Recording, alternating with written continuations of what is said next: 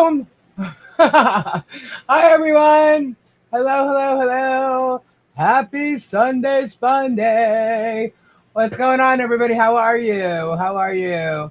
Well. I have had a very odd day today.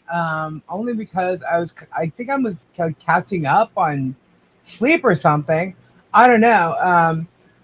We went real late last night. I think Kim Chow slept here like around 3 or so in the morning. We were hanging out all night, and so I slept little into the morning, and then I ended up taking a nap this afternoon. And next thing I know, I like slept through dinner. It's crazy, crazy. I had some extra pizza for lunch and passed out. so, but a lot of stuff actually took place this morning, especially in the courts. So we're going to go over some of that.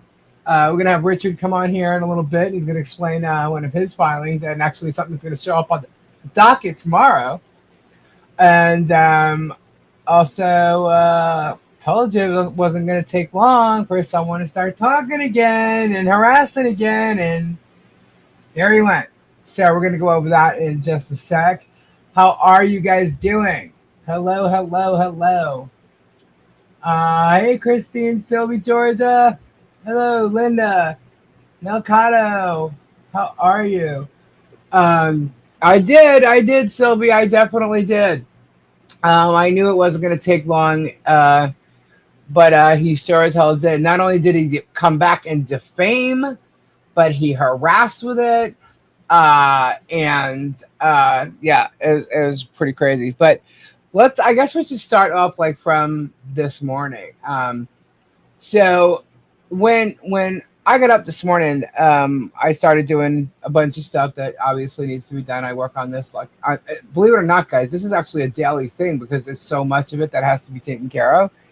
And it turns out somebody, there's a couple cases that are still out there. People have been questioning about a case that was silent for like a year and it's kicked into gear, and that would be Leslie's case with Hales, and it's kicked into gear. They literally tried to do something, and Leslie was they tried to deem her or they're trying to deem her a vexatious litigant, and with that, she's never had a case get dismissed on the merits. She's voluntarily dismissed cases, and here's the funny thing: she's a retired lawyer. Of course, she has tons of cases in the court system. So it's just very strange how they're trying to do that. However, Mr. Hales himself has had how many cases get dismissed with prejudice? At least 8, and all for failure to state a claim within how long of a period of time? Oh, past 6 months. Yeah, that's right. So, and you can be deemed a vexatious litigant even if you have an attorney representing you. And your attorney can get into some, issues with the bar when he's filing all these things fully knowing that they're wrong and unethical and frivolous and, have no merit. And if you can prove that it's especially, all for content and for profit, which every one of us can, it's going to go, it's only going to go a certain way. You know what I mean? So anyhow, with all these channels that are out there, following the Hell's narrative, following, the echoing, let's just say, echoing the narrative, whether it's following Hales' bullshit or it's following Megan and Tugg's, they're the echo chamber. That's exactly what they are. And it turns out there's a lot out there that have a lot to say and think that because Hales and Megan Fox and Tug get away with it, that they'll get away with it too. And what they're finding out is they're not. So little by little, all these little channels are, if they have any type of privacy issues, or defamation or anything like that, it's being noted to YouTube and YouTube's legal department. So and it's not just by you know one previous defendant. It's by some current stuff that's going on. So in doing all that, as you know, I have sent out cease and desist to let's see, one, two, three, four, five, six channels on YouTube. You may have only heard of four, but six channels have received a cease and desist by me alone. I know that Leslie has filed cease and desist, and it's funny because there's one channel that she sent one to. I believe it was today. It was today, in fact. Who was so worried about her name getting put out there, which kind of cracks me up because it's like you are blasting someone's name on your channel, but you're worried, Heather, about everybody finding out what your real name is, and you're blasting it. And then when you receive a cease and desist, you forward it over to Tug, who then threatens people saying they better not mention your name, Heather. Well, you do realize that was kind of stupid because you're continuing on with this drama.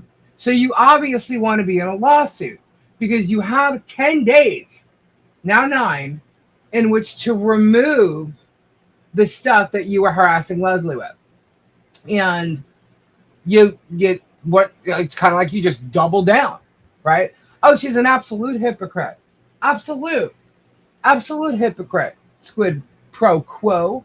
Attacking Leslie, saying, which a lot of people have, in regards to Leslie using Botox. Yet here's Heather showing images of her wrinkles and how she needs Botox, but she's attacked Leslie about Botox. That's kind of funny. Very, very hypocritical. But so anyway, so this person's now, forwarding over to Tug. Tug's now threatening people if Heather's name is mentioned, that he's going to start attacking everybody. Well, I guess have at it, because the second she files a lawsuit, her name is public. Not just her name and address. The same shit that you guys do on a daily basis with doxing everybody. This isn't doxing. That's her name. Period. Okay? You guys post Leslie's name, her first name, last name. You guys have done all this crazy shit to Leslie. You've gone to where her job is. You tried to attack her. You called her a disbarred lawyer. Every one of you've done that, and it's not true. So that's defamation. And you've attacked her in so many ways. You've gone to, her school. So you attacked her in her legal profession, and you've also attacked her with her teaching profession. So basically what's going on right now is Leslie's not letting anybody get away with it anymore. So cease and desist have gone out. She has filed things with the case in state court that has to do with Jeremy, George, Megan, and Tug. And there's a possibility more people can be added to this, by the way. But that's already filed, and it's already been out there. So now what she's done is she has sent out admissions that Megan has to answer within a certain period of time. Jeremy mentioned that tonight, which is kind of funny. And he's wrong in his order, but okay, think what you want. So all that has gone on today. And let me just make sure that I got this. Yeah, so I mean, she's filed everything. She filed a cease and desist. She filed. I'm sorry, she didn't file a cease. She sent Squid Pro Quo a cease and desist. And as a matter of fact, she even sent 2, I believe. And because there's also a notice of asset preservation, because she basically found a lot of information. And Squid Pro Quo also said it helps her case that she knows the DA. And what does that have to do with being sued in Florida State Court? Huh? I don't know. Squid's throwing out things out there just like a couple other people. "Oh, I know this person, I know that person." Well, guess what? There's certain things that they can't do nothing about. Don't know, don't care, Kim. Um, so let's see. I think that there's a couple other channels out there too that she plans to add to the lawsuit. But let's say, yeah. See, she's got evidence in these cases in regards to defamation and stuff that's literally just black and white. And you know, I mean, kudos to her because this is really it's insane. It's out there. It's laying out there. And to me, it's like, are you willing to lose your home or your future income because you have 5 or 6 videos or 8 videos, depending on what channel you are, going after someone? I mean, technically, you've already said what you had to say.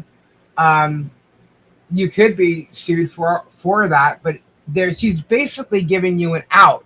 Remove it, or you'll find yourself in a lawsuit.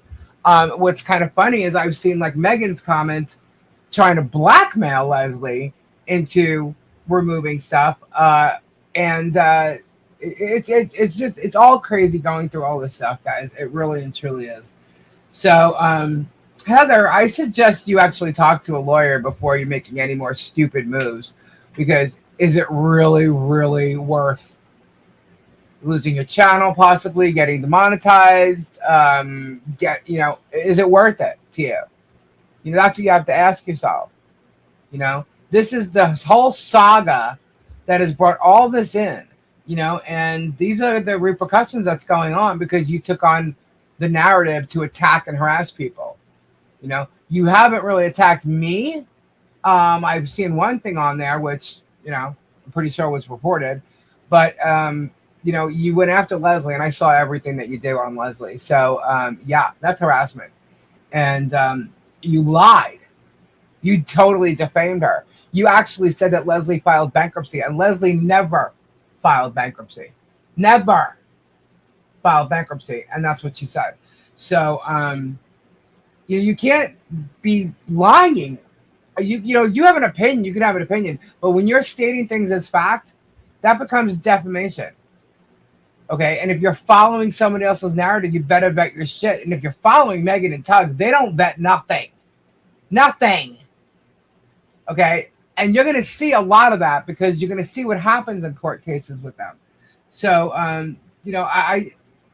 my opinion is she needs an attorney. Or remove the shit. Is it worth it? Is it worth it? Remove it. But either way, all right, so that's what's going on with Heather, quid pro quo. And so then, obviously, we come to our fun Sunday SPUNDAY shit, right? Because that's what a lot of you want to hear about. So, all right. Where's George? Does anybody know where George is yet? Just wondering. Just wondering. So, tonight, everybody thought, it was probably just going to be another, storage thing, whatever, some boring stuff that's been going on the past couple of weeks, and like I said, that was great. That was fabulous. No drama, no nothing. Stop hurting people. And as you know, here I do comment and reaction. And so here we are. We're back at it again because tonight he's decided to start talking about using Michelle and her deposition that she was not at this week. And he keeps trying to blame it on her dodging, just like Robbie dodged his deposition. No, Robbie wasn't served properly, and he did not have to go to a deposition. So, and he's just lying about it. Oh, hold on. As a matter of fact, speaking of the devil. Hello, Robert.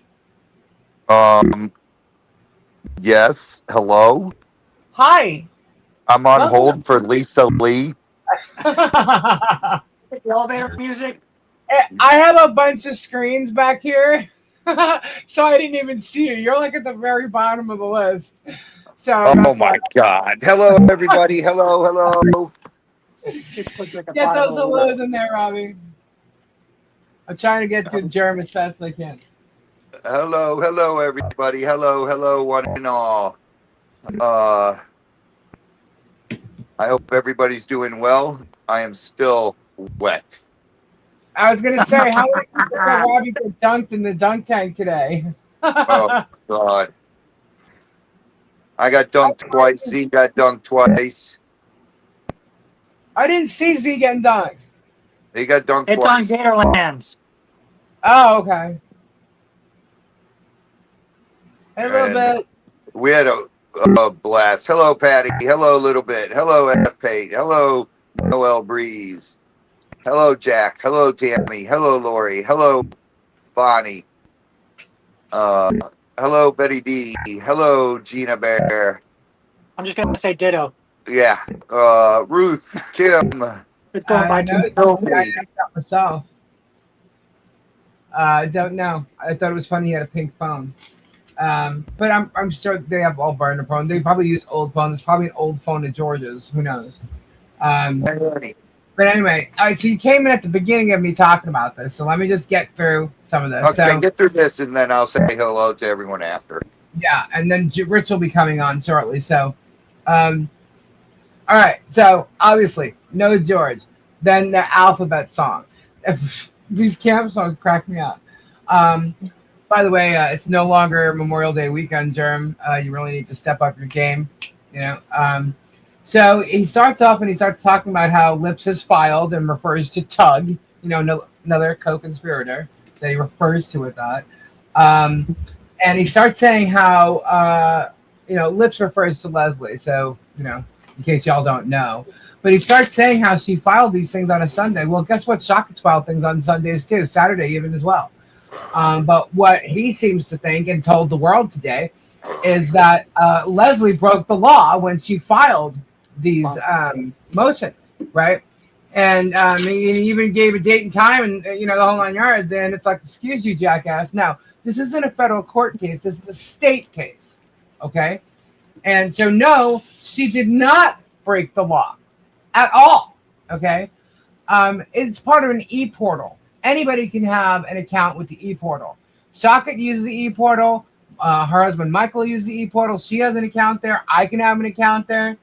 Now, as far as the e-portal in Florida is concerned, Florida licensed attorneys can register using their Florida bar number. The portal validates the identity against the Florida bar member database. And, use that number plus at least like an email address to sign up for that. But self-represented litigants, pro se filers, you don't need to be a lawyer. Self-represented litigants can register with the Florida court's e-filing portal for free. It lets you file documents, receive court communications, and access the portal 24/7. So, Jerm, you defamed her again by saying she broke the law.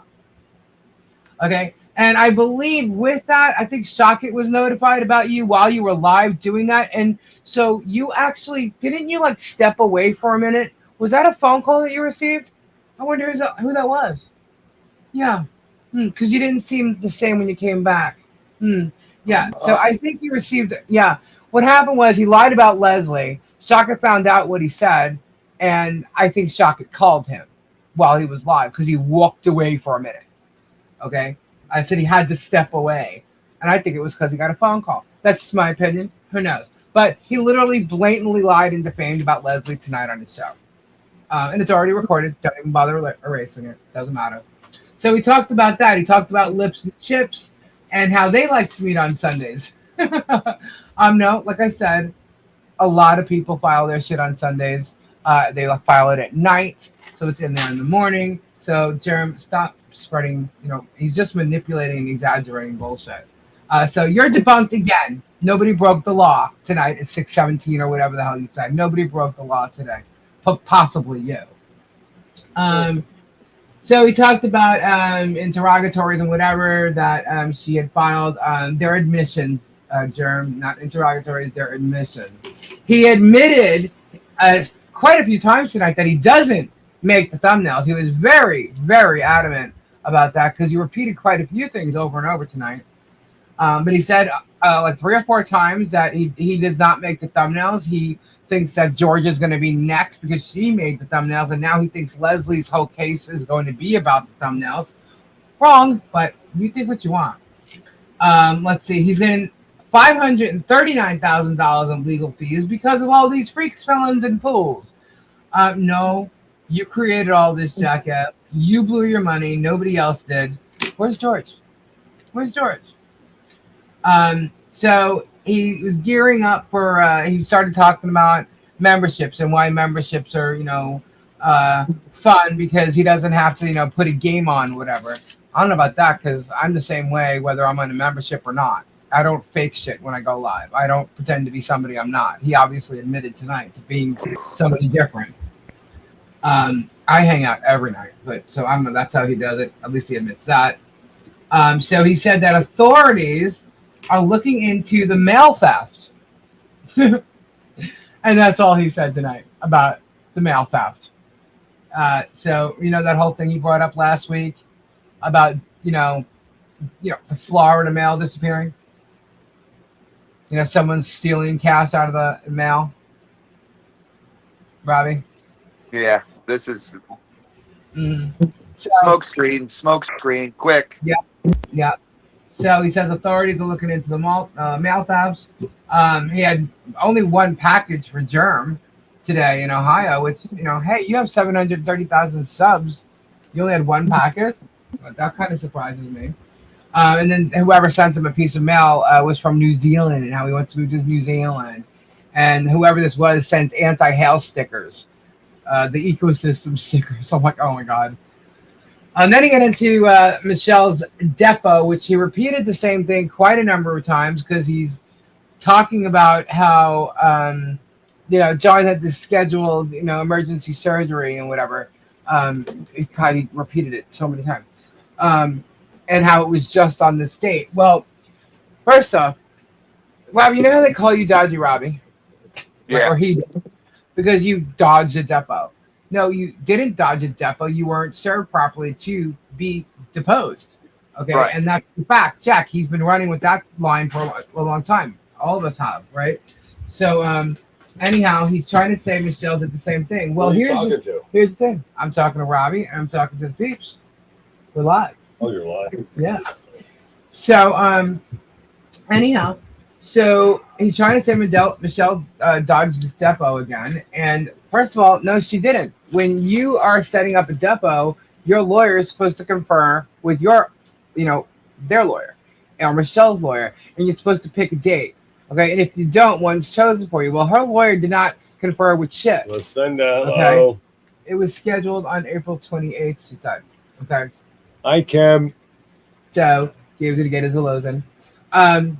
So anyhow, it was picked. The date was picked for her. There was no conferring, nothing. And meanwhile, I think Shockett knew it was John's birthday, so they picked that date to piss John off. Hello, Kim D. However, okay, and you all know this, guys. When you go to a doctor and you're setting Hello, up your follow-up appointment or your surgery date or whatever, know. you know that it's usually weeks out. Hi, Okay? Your next appointment is weeks out. So, and that's what happened. So John chose to actually have it on his birthday. So I got to talk to you later. So, Bonnie. okay. So, that's what they did. And then all of a sudden this turns out being the day. So John had his surgery. I've seen actually pictures of the after surgery. He provided a letter to the court. And, there you have it, Gina. Hi, Gina. So that's what they did. That's what you're supposed to do. If something happens, something's occurred. And there's a hearing set up, Yvonne. Hi, Yvonne. So, there's a hearing set up in regards to this. And I believe it's June 9th, I think. Don't quote me on that. I think it's June 9th. So they're going to go over that then. So there was no dodging of nothing. If she dodged it, that means she would have just not appeared and not said a word. There was stuff filed in the bankruptcy court. So they all knew this wasn't happening. That is King Paco. Hello. Thank you. So anyhow, so they knew Michelle wasn't going. Okay, so they knew beforehand. They did the same thing to me. I spoke to Shaka the day before my depot was supposed to be, and I told him I wasn't going to be there, and he still acted like he went. Why? So he could charge money for being there. That's why. Okay. And Jeremy, my thing was at like 10 o'clock in the morning, And Jeremy at 8 o'clock was saying I was dodging my depot. Well, how would you know that if it's 8 o'clock in the morning? It's 2 hours before I'm even supposed to be there. See, people don't realize these little details and how he's lying and trying to create content. So anyhow, what I'm saying is Michelle did not dodge nothing. They were informed she wasn't going to be there. They knew she wasn't going to be there. And yes, go ahead. I'm sorry. I'm being asked to pause. So no, she's trying to hear Lisa. She told me to shush. It is. It's all done for content. All of it. Every bit of it. And we have the patterns for every one of those channels to prove it. It's all laid out black and white. So, anyhow, are you done? Yeah. You're not going to say hello to anybody else? Yeah, I said hello to everybody. Are you leaving? Oh, okay. You're coming back, right? He needs that. The- Your husband let them be. Let them be. Thank you. Gabe's birthday's on Tuesday. We're kind of been celebrating it since last night. I love it when we said past pattern shows the future. Oh yeah, did you hear that tonight? Past pattern shows the future. The second he started saying that, the next sentence, I was just laughing. I was already laughing. What did he say?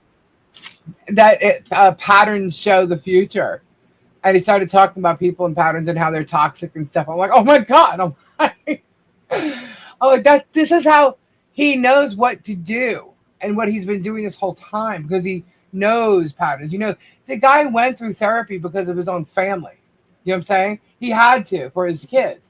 He knows all about this crap. And this is how he's trying to talk about other people, right? And acting like he's this experienced person. He went into bragging about his master's degree again and stuff. He does not have a master's. Now it's a master's degree. Please. Oh, yes, he did. He went into all that. So, anyhow, so he just kept going on and on and on about John and Michelle over and over and over again. The dodging of it, the surgery. He does this. He kept repeating the same shit. My God. But here's the funny thing, though. He bragged to everybody that I was the one that was going to get deposed first in the bankruptcy court. Remember? I was the one. I am nothing. I'm being deposed for this bankruptcy thing. And there's really no reason why, because, hello, I'm not in control of anything given to me under anybody's name. So there you go. Anyway, he starts showing proof of the knapsacks and the school supplies being delivered to Egypt, right? He pulls out this phone.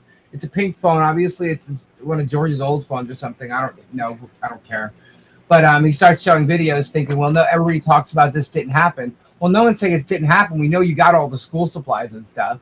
But we also know things were sent over at one point, and you got more than that. And it looks like they were at Christmas stuff. But whatever. I mean, I don't really care. So I start showing all the videos of us wrapping presents for all the kids that we did things for, too. Because he starts bragging about everything he's done and how, you know, basically you're attacking someone who's done all these good things. And we're all stalking him. You know, did you get Gabe Spider-Man Big Boy? Stalking you. What? Huh? You stalker, you. Yeah. And, you know, it's like, you know, you don't understand, like, where do you get stalker from? Okay? You have Tug and Megan acting like they're reporters on My Life now, which is hilarious. But meanwhile, this was all about you taking a family to court and harassing them. Okay? And you set other people out. You've gone to attack other people. You've tried to sue other people. And each and every one of those people, you had your minions go and attack constantly.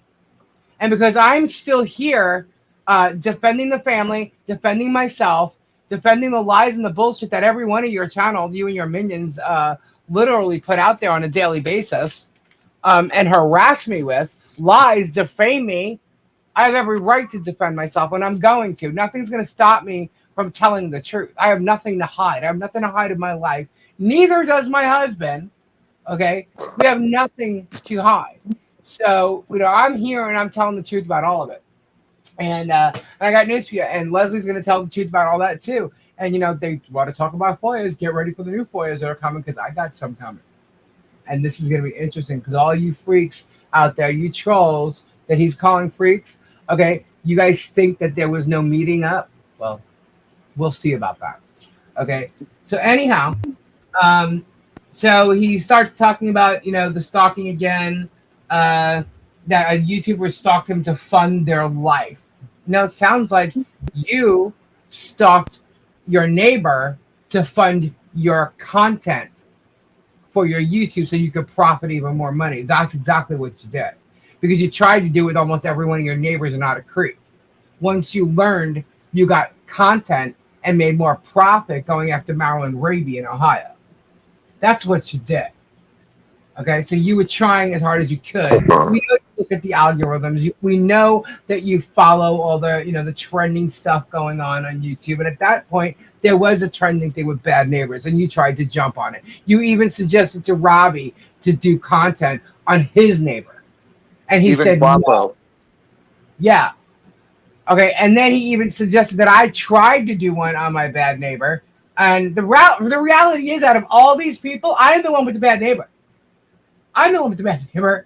And I just showed a couple of things of this wacko across the street, doing crazy stuff. But I didn't even jump on a series. It was just shorts.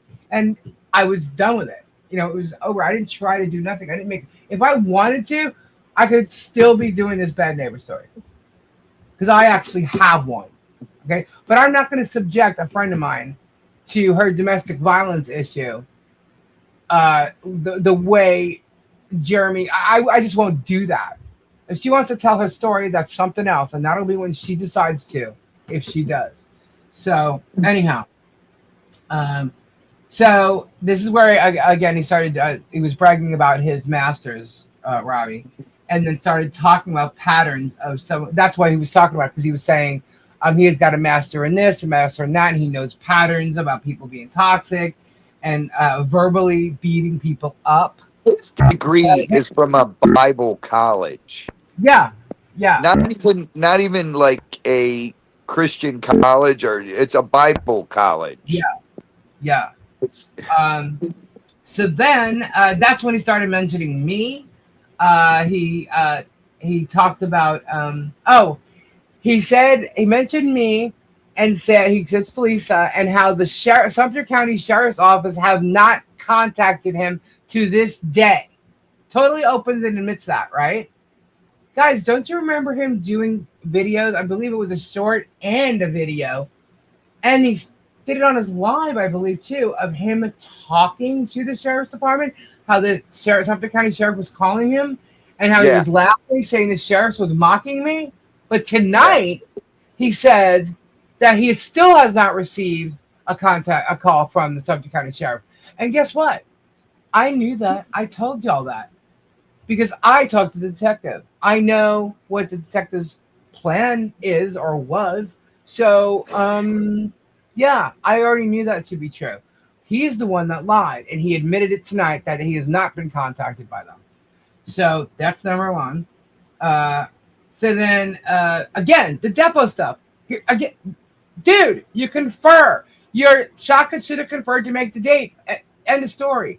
So this time when he starts talking about the depot and John's, supposed emergency surgery, he starts going off and talks about how childcare, that, Michelle had to take John because, she's the only one who could. And then they had no childcare for Harley. First of all, Harley's childcare is none of your business. And then he went into everyone mocking the childcare. Why can't bad neighbor Tina, who's actually good Tina, why couldn't she have watched her? Why couldn't Joy have watched her? Mentioned Joy's grandson and accused her grandson of doing something that he should have been arrested for. Total accusations, total allegations. Hold on, a window just popped up on my computer here. Get rid of that. Let's see. And then he mentioned Mimi and saying how Mimi's scared of Michelle and John.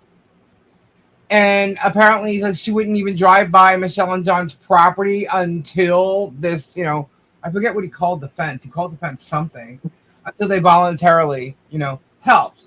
And I'm just sitting here like, who are you to start designating people who should watch, someone's child? You have no right to do that. He mentioned Marla, started making fun of mocking Marla again. Then he brought me into it. He started to lose it on me. And stop talking like this, and then I'm like, oh my god, with this guy. And all of a sudden, his eyes are getting watery and stuff. But anyway, so like I said, most doctor's appointments in Florida are booked, a month in advance. I know mine are. So he's just foaming at the mouth. But anyway, you don't get to schedule anyone's child care, especially a child that has health issues. Germ. And then he went on to say that a child's diet is not a life or death situation.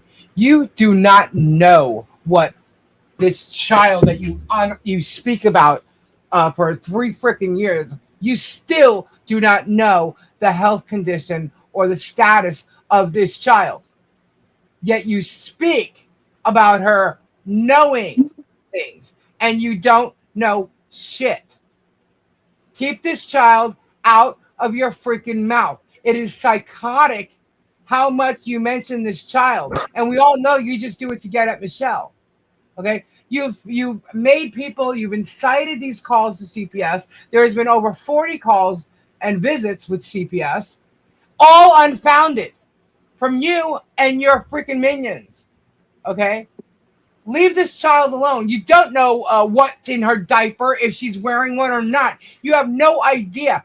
Shut your mouth. Stop lying, because you're defaming them on a constant basis and harassing them as well. And I'm telling you right now, there is a law enforcement group that will make sure that you are held accountable for harassment. Absolutely.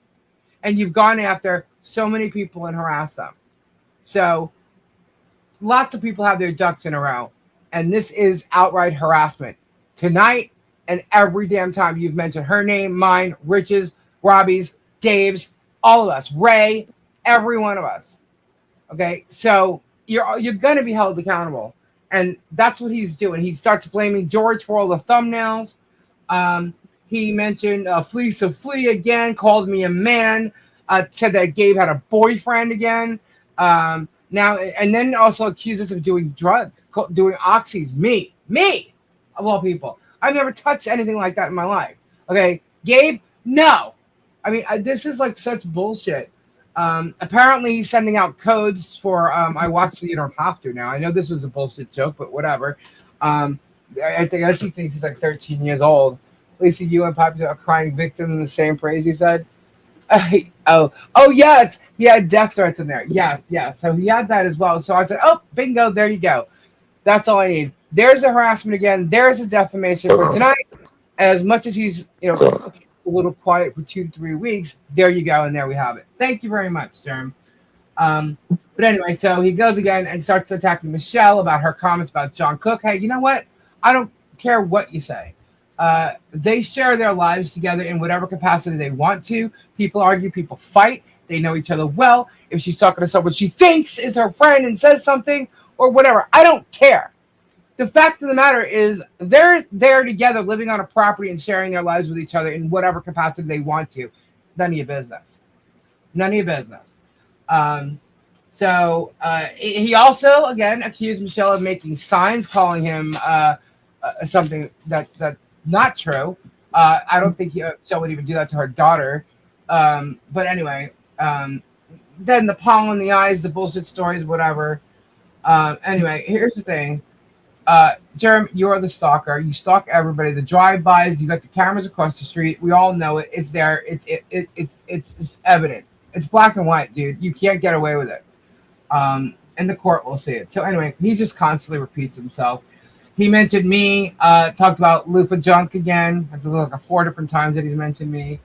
He says he's having problems sleeping, and now starts playing the victim. Poor Jerem, he can't sleep. He's a victim, sitting in boxes in front of the cameras and stuff. Where's George? He has kidney stones. Like nobody else has any of these. Just whatever. It was repetitive stuff all night, over and over again about John's, surgery. John's surgery. Him canceling a flight. He mentioned that like 5 times. Anyway, I don't know what this 15-minute Mark Feather thing is. Someone tell me about that, because I don't get that. But anyway, he knew that Michelle wasn't going to be at the depot because they were warned. So what Jeremy, he just doesn't realize. Michelle's bankruptcy is not a case against Germ. It is not a case for Germ. Germ is not the plaintiff. This is Michelle's bankruptcy. It is not his case. Okay? And she isn't responsible for his lawyers that he wants to bring up to intervene in her bankruptcy. She's not responsible for that. Okay? So get that out of your head. And by the way, there's nothing on that Elvis shelf but, two stuffies and I guess 2 toys. So you were dusting, you just forgot to put all the Elvis stuff back. Whatever. Anyway, where's George? So anyway, oh, and by the way, who is the girl that was cackling in the background? Did anybody hear that? There was a girl cackling in the background. Who's that? Wasn't George. I know that. We know her cackle. So anyhow, guys, that's it with Germ. I'm going to bring Rich on and say hello to Rich. The Hell Saga is, well, not the saga, but Sunday SPUNDAY part of Germ, anyway, is over. And here we go. Hello. Richard. Hi. Hello, everybody. What's going on? What's happening, brother? It's starting to get good, right? Yeah. Crazy stuff. Getting through all the stuff I needed to get through because I know you got some fun stuff to talk about. Oh, we got fun things to talk about tonight. I can't wait. Yeah. That's what I already started. I pre-gamed a little bit. I made myself a little cocktail. So. Oh God, I got to go make a cocktail. I have my. Yeah, I got actually. Want to see what I got? I got some good stuff. I'll show everybody. This is what I would. Wicked Dolphin coconut. You like the coconut rum, huh? Is that it's rum? It does. Less sugar. It's got it's like a sugar, like a minimal sugar coconut rum. It's really, really good.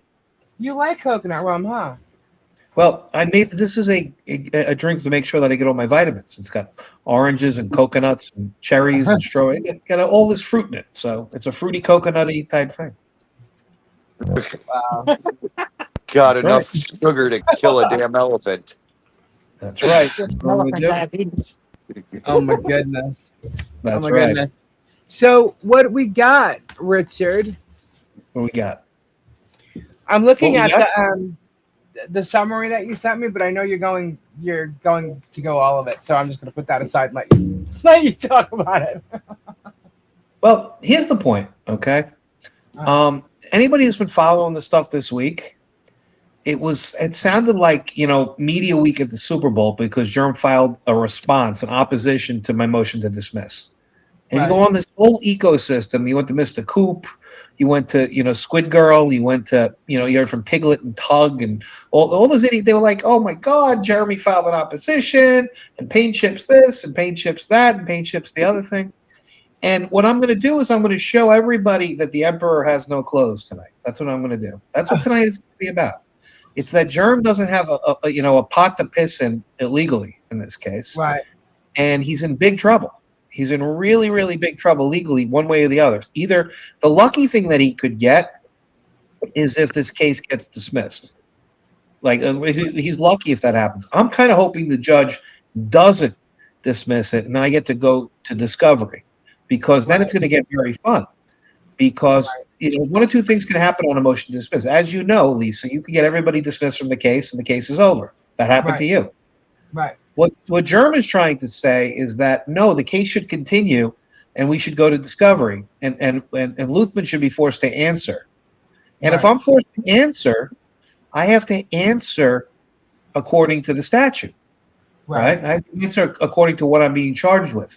And if I do that, it's going to get very bad, not just for Germ, but for everybody else who was in the car that night. Right. Because the claim is that there was an actual sexual encounter in a car, and that people were there. He was there with another journalist and others, and that that's what the video was that is the subject of this case. Right. And you know the video, Lisa. Robbie, you've seen this video. Everybody's here. Yeah. A lot of people have seen the video, right? Yeah. Right. So we're going to have some breaking news tonight. I'm going to give some more explanation about the video. This is something that nobody knows about the video yet. We're going to actually put the video into context. And so if we have to go into discovery, then we're going to have to examine a whole bunch of evidence and a whole bunch of people. And so that context is going to be made clear today. Actually, who was present, because I'm going to talk about the statute too, because the statute is what's called the revenge porn statute. But they amended the statute very recently. And so they amended it. What this video is from, Lisa, from January of 2025, right? This video that he's talking about is what, almost a year and a half old?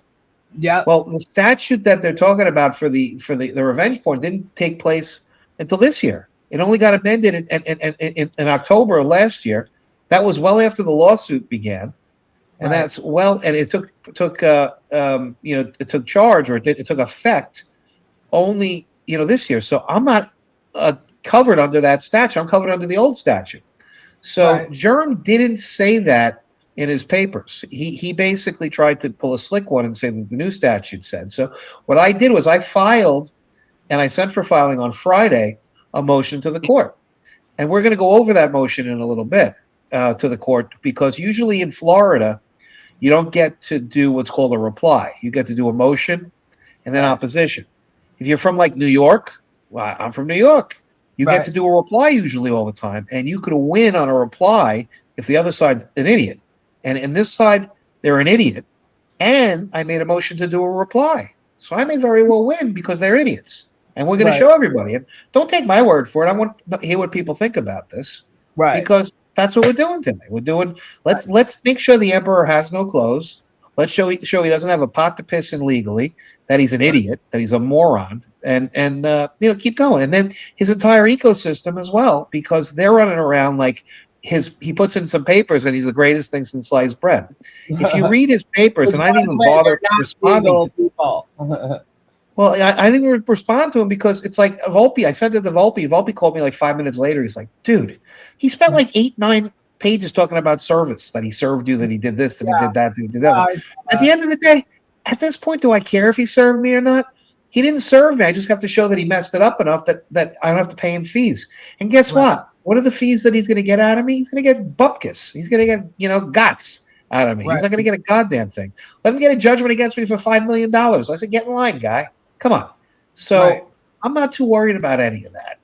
At the end of the day, the service stuff, it's going to end up where the judge is going to say, okay, you didn't serve him the right way, but I'll give you more time to serve him.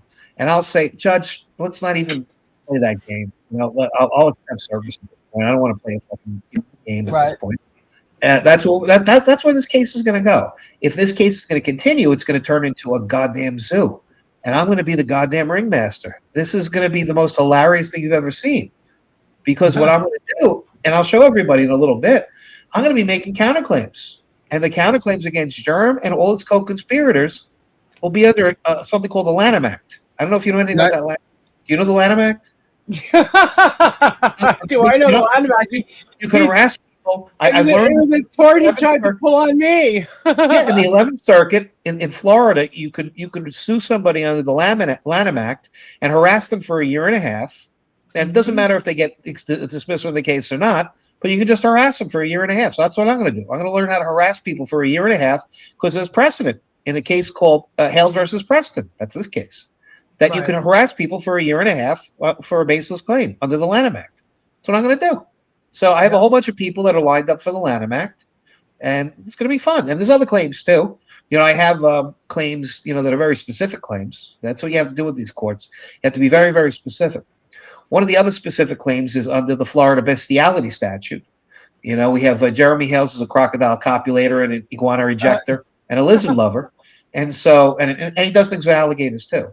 And so what we're going to do is we're going to be suing as next friend of the animals. And we're going to be suing for Jeremy Hales and his conspiracy with others to do, alligator copulation. He's a crocodile copulator and a iguana injector. We're going to sue him for that. That's going to be one of the things we sue him for. And I thought I saw a video with copulating alligators, jumping around, iguana lovers and Komodo dragons. So there'll be some people that are involved in that. And it's going to be a very, very sad, sorry day. And that's on top of all the people need to realize the difference between sarcasm and being serious and the satire or parody of it all, which is what the main the video that you're talking about that we're actually going to show the video, guys. okay? Because there's a point to showing the whole thing, and this is going to be the video that is what the revenge porn is actually all Well, you want about. to watch the video? Is the video up? That's a still shot of the video. You want the whole video? Oh no, that's a still shot. No, that's fine then. I thought we were going to watch the video. Okay, it's just a I'll put the still video shot. up. The No, it's all right. videos. We'll do this, and then you'll show the rest of it later, right? So Yeah, I'll show the I'll still shot. I don't want to get you jammed up. I'll put it on my channel. I'll put it on my Substack. But at this right. point, So, I guys, don't really care where because it's this at. is part of the lawsuit, this is actual fair use. So, this is the still shot that everyone has seen from the video. Most of you actually have seen this video. And let me go from this. This is where, go ahead, Rich, you talk about it. This is the revenge porn that they're talking about going after. This is what they're claiming under the revenge porn statute. And what it was created to do was very, very specific. It was created for a satirical purpose and created for a newsworthy purpose of critiquing how Jeremy Hales operates his ecosystem and how Megan Fox is basically, pimping herself out for Jeremy Hales as a media whore. And it's the audio in the video is not Jeremy Hales speaking. It's actually Andrew Tate. Andrew Tate's the British guy who's a total asshole, and he talks about how he basically exploits women and sends them out on the street. And I put Jeremy's head on top of that, and I made the video, and I had Megan there and everything else, and I showed that he was pimping out Megan as his media whore. And that was the whole point of the video. It wasn't a crude way to say it, maybe. People have different tastes. But I think I made my point pretty well. Volpe didn't like it at first. The more he watched, he loved it. It encapsulated it correctly. So here's what the statute is, everybody. This is the ball game right here. The 2024 statute defines sexually cyber harass, which Jeremy is claiming I did. I sexually cyber harassed Jeremy Hales. That's what his claim is. As publishing to an internet website or disseminating electronically a sexually explicit image of a person that contains or conveys the personal identification information of the depicted person without the depicted person's consent. And here's the money. Contrary to the depicted person's reasonable expectation that the image would remain private for no legitimate purpose within the intent of causing substantial emotional distress to the depicted person. Now, I'm going to win on a lot of different clauses in here. The first one is a sexually explicit image of a person, right? There's no sexually explicit image on any frame of the video that I did. If anybody's seen it, you can say that. You'll know there's not one sexually explicit image in any frame of that video. At least, do you see any sexually explicit image in any frame of that video? Absolutely not. So that's number one. Number two, contains or conveys the personal identification information of the depicted person. Okay. His face, Jeremy Hales' face, he's claiming is his personal identification information. Jeremy's face. Jeremy's face, Jeremy being a public figure who has over 1 million followers across all platforms. He's a mega influencer. He's saying that his face is personally identification information. How retarded that is that he's saying that the pictures of himself that he puts up online, right? He's claiming that it's somehow personal identification information is on the same level as a social security number is, an address, a phone number. His face itself is so tied to him that it's a private personal identification information. It just doesn't make any sense. It's retarded. It's a retarded statement. Okay. Then the next part, without the depicted person's consent, he gets into a whole big thing about how I needed to get consent to him to use his face and do satire with his face. No, I do not need to do that. Do I need to call up President Trump every time I want to put his picture on in the paper? Do I want to call up Joe Biden when I make a video of him crapping his pants? No. When you're a public figure, you don't need the consent. So this statute is not written for that. This statute is not written for public figures. It's not written for satire. It's written for a private, intimate moment that got released when it shouldn't have been. Now, here's the money paragraph, or the money clause. Contrary to the depicted person's reasonable expectation that the image would remain private. So the words there are reasonable expectation and remain private. Think about that. So let's start with remain private first. This was never a private image of Jeremy Hales and Megan Fox and anybody else. This is a satire image that was created by Rich Luthmann. Okay, so there's no expectation that this thing would remain private in any way, shape, or form. But let's assume, for the sake of argument, right, that Jeremy's pleadings are true, because that's what they're going to do when they do this motion to dismiss. Then Jeremy has basically admitted that there was an intimate situation between Jeremy Hales and Megan Fox, and he said there was a journalist, there was others, and there was an intimate situation, and that I somehow got a picture of that intimate situation, and I released it, or I got a video of that intimate situation. And that's what he's basically saying. He's saying, and what case this is the Hulk Hogan versus Gawker case. This is an older case where they had a picture of Hulk Hogan in a sex video, and they released it. And there was they said that it was so, he thought it was going to be private, and it was so invasive and everything else. And so what Jeremy is stating is that I basically have a pornographic video of him that I released. Now, everybody's seen the video that he's talked about from January 2025.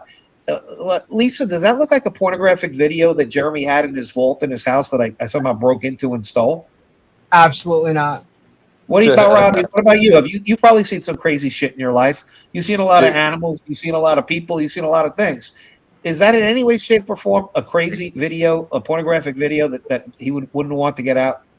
Absolutely not. So he's an idiot. He's a total idiot. He has no reasonable expectation of privacy in a video that I made. Wouldn't you have had to have been in a relationship with him or her for any of that? Well, it is what it is, right? We're going to get to that. That's the point. The point is that I'm going to get every one of them, and I'm going to have to subpoena them, and I have to talk about them, and I have to ask them what happened, who had sex with who, when, where, why, how. Richard, what I want to know is how you got the combination for his safe to go in there and get that video. You know what it was? I watched Spaceballs. It was 1, 2, 3, 4, 5. Oh my God. You're a genius. Right.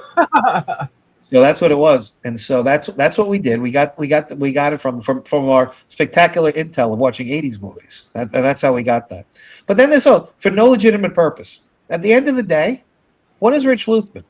I'm a journalist. I'm a satirist. I'm a bit of a fucking clown. He's called me a clown before, so I'm a clown, right? Well, if I'm a clown, what do? I clown around, right? But using his own words. Paint Chips. I was like, Paint Chips the clown. I clowned around with him. This is something that he says he doesn't take me seriously. I have tracks of video, probably hours of video, him saying about Paint Chips, how I can't be taken seriously. So what is the legitimate purpose that I'm doing? Well, there's a news gathering and journalistic publication purpose, right? It's related to the news. Jeremy's is a public figure, and I'm talking about him. There's also a satirical purpose, talking about how he operates his ecosystem, right? And there's also, if I'm a clown, then I'm making just entertainment, for straight entertainment. So I have at least 3 legitimate purposes that he's given me. He's giving me at least 3 legitimate purposes. He's claiming that there's no legitimate purpose to what I do, and it's out of control. Then, with the intent of causing substantial and emotional distress to the depicted person. Well, there's a very famous case in the United States Supreme Court called Hustler Magazine versus Falwell and Jerry Falwell. So in that case, the Supreme Court said, if it's satire, no matter how distressing it is, if it's satire of a public figure, then it's totally constitutionally protected. You cannot sue somebody for emotional distress. What do you consider a public figure? Like we all know Jeremy is, he's got 700 and almost 50,000 subscribers, right? So, but is a channel like Dave's or Ray's or mine, where we have 3,800, are we considered public figures too? It depends. Like everything legally, you could be a limited purpose public figure with respect to the Jeremy Hales story. You may not be a public figure related to other things, but you could be for that. So there's something called a limited purpose public figure. Somebody like Michael Jordan, somebody like Wayne Gretzky, somebody like Donald Trump. They're people that everybody knows. And so they're public figures right away. Jeremy Hales is pretty much, he's not a public figure like that. He doesn't have it like that. He's not Tom Hanks. He is. He's not Bill Gates, but he puts himself out there as that. He's a mega influencer. So he's going to get held to that higher standard. But smaller people, unless they inject themselves out there, don't become, public figures. They could be limited purpose public figures. And then when you're engaged in a lawsuit, you get what's called litigation privilege in the lawsuit. So you can say kind of whatever you want. You're kind of protected from what you say. And if you're in the lawsuit, it's a public document. So they can talk about the public document or anything related to it kind of all they want. So that becomes the issue as well. So that's where we are. Germ is a public figure here, and he does not have any ground, no leg to stand on. He has no grounds to turn around and say, I have emotional distress because Richard Luthmann published a video about me. And he's claiming the video is a private pornographic video that he had. He kept private himself, and that he never wanted to get out and that type of thing. So, yeah, and here we go. There's the lawsuit. So I'm blowing up this lawsuit. And so, just watch. I have all these people there on the right-hand side of the screen, and we're going to, they may very well be co-defendants with, when I bring the counterclaims. They may be counterclaim defendants. I may bring every one of those people in the case. We'll see. Don Lemon, I think, was in the car with Jeremy that night because he talks about a journalist. What other journalists do we know besides Don Lemon? Because we know that Megan Fox isn't a journalist. She's just a breadstick eater. Little piglet. Piglet herself. Piglet. Hello, Piglet. Journalist. So she's a little piglet. She's not a journalist. So that's what we got. So I'm trying to say that satire is revenge porn, and if that's what they think, then that's what we're gonna do. We're gonna have fun with this. I can't wait to have fun with this because this is what I'm gonna do. I'm gonna hold the mirror up to these people. Here we go. Now, this is something that I filed, and I'm going to start talking about everyone to this. So let's see. Okay, this is what I filed the other day. Defendant Richard A. Luthmann Jr.'s motion for leave to file limited reply, plaintiff's response in opposition to the motion to dismiss count 2 and propose limited reply. So what does that mean? You don't get a reply as of right in Florida federal court, right? I said that before. You need to go ask the court. So I'm asking the court for permission, right? Defendant Richard Luthmann, appearing pro se and special without waiving any preserved defense, respectfully moves for leave to file the limited reply set forth below. The reply is confined to one narrow legal issue raised or made materially ambiguous by plaintiff's response. Which version of Florida statute 784.41 governs count 2? And that's the point. The 784.049, the revenge porn statute, got amended, right, after this happened. This is January 2025, and what Jeremy alleges is that I released this, this private video of him, because that's under the statute, that's what it says. The new statute is a little bit, more broad, but that statute doesn't apply. It's the old statute, right? And so the plaintiff's response argues that Florida's sexual cyber harassment statute broadly covers, quote, any image and contends that a manipulated or fabricated image falls within the statute. That argument does not sufficiently address the operative statutory text enforced at the time of the alleged January 2025 publication. So it was done in January 2025. You can't use the new statute if it was under the old statute. The new statute wasn't on the books yet. The controlling version was the 2024 version of 784.49, not the later amended version enacted Chapter 2025-84 laws of Florida. 2584 took effect on October 1st, 2025. The challenge Substack publication is identified in the pleadings dated January 26, 2025. Piper, did you put it all away? What? No, go ahead. He was talking to Piper. The timing issue is therefore dispositive, meaning that it settles the whole thing. That it's the older statute, or at a minimum, important enough that a short reply will assist the court to avoid legal error, reconsideration motion practice, or an appeal on an avoidable statutory issue. So I'm saying that this is a clear issue of law. It's what law is on the books and what law applies when the actual video that he claims from January 2025, what law is on the books? The proposed reply does not raise a new ground for dismissal. Defendant's motion already argued that count 2 fails because the complaint does not plead dissemination of any private, intimate image that the plaintiff reasonably expected would remain private. The proposed reply addresses plaintiff's statutory response argument and clarifies the 2024 statute controls the Rule 12b6 analysis. Then I had the certification, and I tried to get Shockett on Friday. I emailed him and I called his office. I even gave him a stipulation to try to avoid this motion. By the time I had gone down to the UPS store to send this, I got a call, or not a call, but an email back from him that said that they believe that their papers cover this, which I don't know how that they could say that, but it's still, I put it in there that I would supplement if necessary. So I said when he was unavailable when I called, that's true, and I sent this in. But after that, he did try to tell me, we're not, if you want to file it, you got to do what you got to do. We think that we're right. That's basically what he told me. He's a moron, but that's what they do. Then here's my proposed reply. So that's my motion, right? And then this is the reply that I want them to put in. Defendant files this limited reply on one issue. Count 2 must be analyzed on the 2024 version of Florida Statute 784-49 because the allegedly actionable publication occurred in January 25, and the 2025 amendments did not take effect until October 1st, 2025. Lisa, what do you think? You think that's a pretty good argument? I think so. I think you got it covered there. I think that's pretty straightforward, right? It's like a layup. Yeah. Okay. Plaintiff's response treats 784-049 as if its broadest possible phrasing governs this case, emphasizing that the statute uses the words such as any image or representation. That argument misses the threshold timing problem. The challenge publication identified in the third complaint is the Substack post and that's the post. Okay. The publication's January 26th, 2584 amended, but the session expressly provides this act shall take place October 1st, 2025. The amended statute did not govern in January. Very, very simple. Then I talk about something that you learn about in law school called the Erie Doctrine.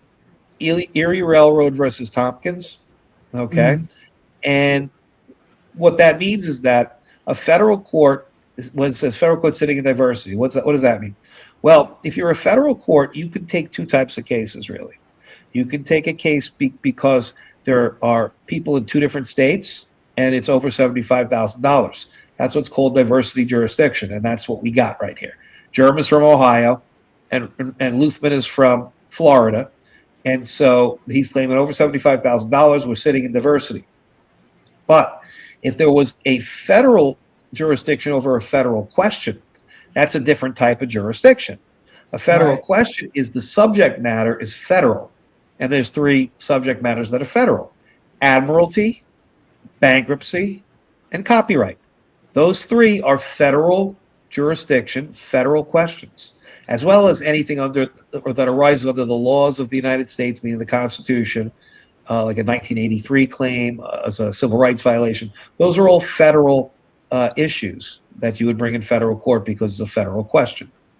This doesn't involve a federal question. This involves a state law question. The state law question is the state law, 784-49. So that means that the Florida substantive law applies. That's what the Erie Doctrine says. You're sitting in diversity, you apply the state law as if you were in state court. So but it's a federal judge applying state law. Okay? Then Florida law is what governs now, right? So this is about a statutory situation. Florida presumes statutes operate prospectively unless the legislature clearly expresses an intent to apply them retroactively.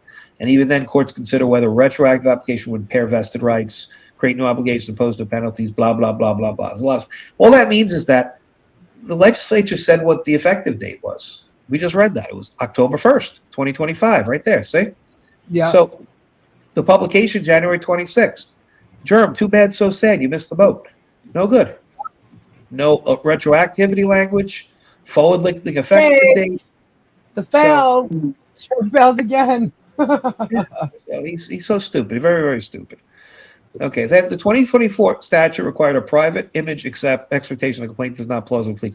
This is the statute that we talked about just before we read this. This is from there. The statute defines sexually cyber harass, right? He's claiming that I sexually cyber harassed him, right? And this is what he said that I did, right? Sexually explicit image of a person that contains or conveys the personal identification information of the depicted person without the depicted person's consent, contrary to the depicted person's reasonable expectation that the image would remain private for no legitimate purpose. It's not a real image. That's right. It's not a private image. The privacy expectation is not surplusage, meaning it's not there for no reason, right? The whole thing about privacy, not there for no reason. It's like this is the revenge porn situation. Two people are together, right? And then they take pictures of themselves, they take videos of themselves, they break up, and then one of them's pissed off and they post it to the internet to embarrass the other person. That's what the legislative intent was made for under the statute. Yeah. So that's what Jeremy Hales is saying that he has in that video. It was a private, intimate relationship that he had pictures of it that I somehow acquired. Or maybe I was party to it. Maybe that's what was going on. We'll find out that in a little bit, a couple of minutes. Right. The legislature's findings confirm the statutory target. Intimate images taken with consent, shared in a private relationship or private setting, and later published without consent despite a reasonable expectation of privacy. What's that? That's what I just said. Sexting, right? People sext nowadays. That's what they do. They do sexting. They take intimate pictures for people, and that's if you are no longer in the relationship, you would send something that was supposed to be private when it was sent, right? And then you release it onto the internet. That's no good. Right. That's no good. See, private nudity, private sexually explicit conduct, classic revenge porn paradigm. This is about revenge porn. This was done for revenge porn. Now, what does Germ allege? The third amended complaint alleges something else. It alleges that the defendant published a video depicting plaintiff as Adolf Hitler by adding a Hitler mustache to plaintiff's photograph and engaging in oral sex with a journalist. So the way he wrote that is that plaintiff has a Hitler mustache and the plaintiff is engaging in oral sex with a journalist. So Jeremy's having oral sex with a journalist. We know now that Piglet, in that video, it doesn't depict the question that at is, all. he doesn't say whether he's giving oral sex or taking oral sex. Right. And we know that Piglet isn't a journalist. So my whole theory now is that it's Don Lemon. That Germ was giving oral sex to Don Lemon. He had a Hitler mustache on and engaged in oral sex with a journalist. He engaged in oral sex with Don Lemon. So Germ engaged in oral sex with Don Lemon because we know that Piglet isn't a journalist. Right. It alleges a fabricated, manipulated, satirical montage built from plaintiff's photograph, not the disclosure of an actual private, intimate image that plaintiff created, shared, possessed, or reasonably expected would remain private. That is fatal under Rule 12b-6. And that's the rule that says if you don't have a claim, it's got to go. You got to kick it out. Courts must accept well-pleaded facts, not legal conclusions.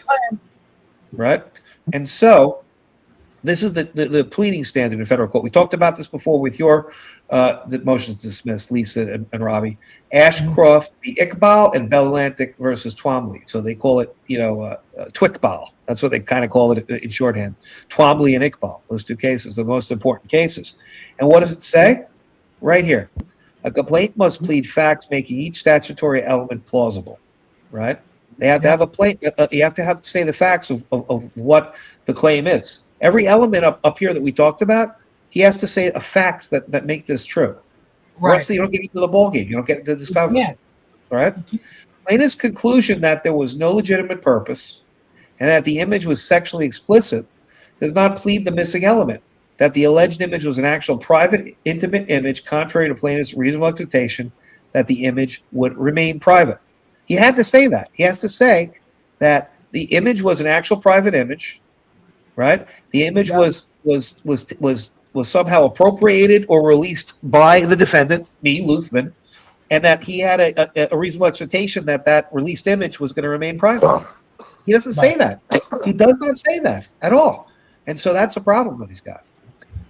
The next part, the plaintiff's manipulated image theory collides with the text and creates First Amendment avoidance problems. Right? So there's something called the First Amendment. Everybody knows the First Amendment, right? Yeah. So wait a minute, stop right there. Everybody knows the First Amendment only applies to Jeremy. Okay. Or Megan or Doug. Yeah, none of us. No, I know. So yeah, he wants the First Amendment to be used as a sword when he wants it and a shield. So that's his problem. But we talked about the most important First Amendment case. I hope you're okay. Hustler Magazine versus Falwell, right?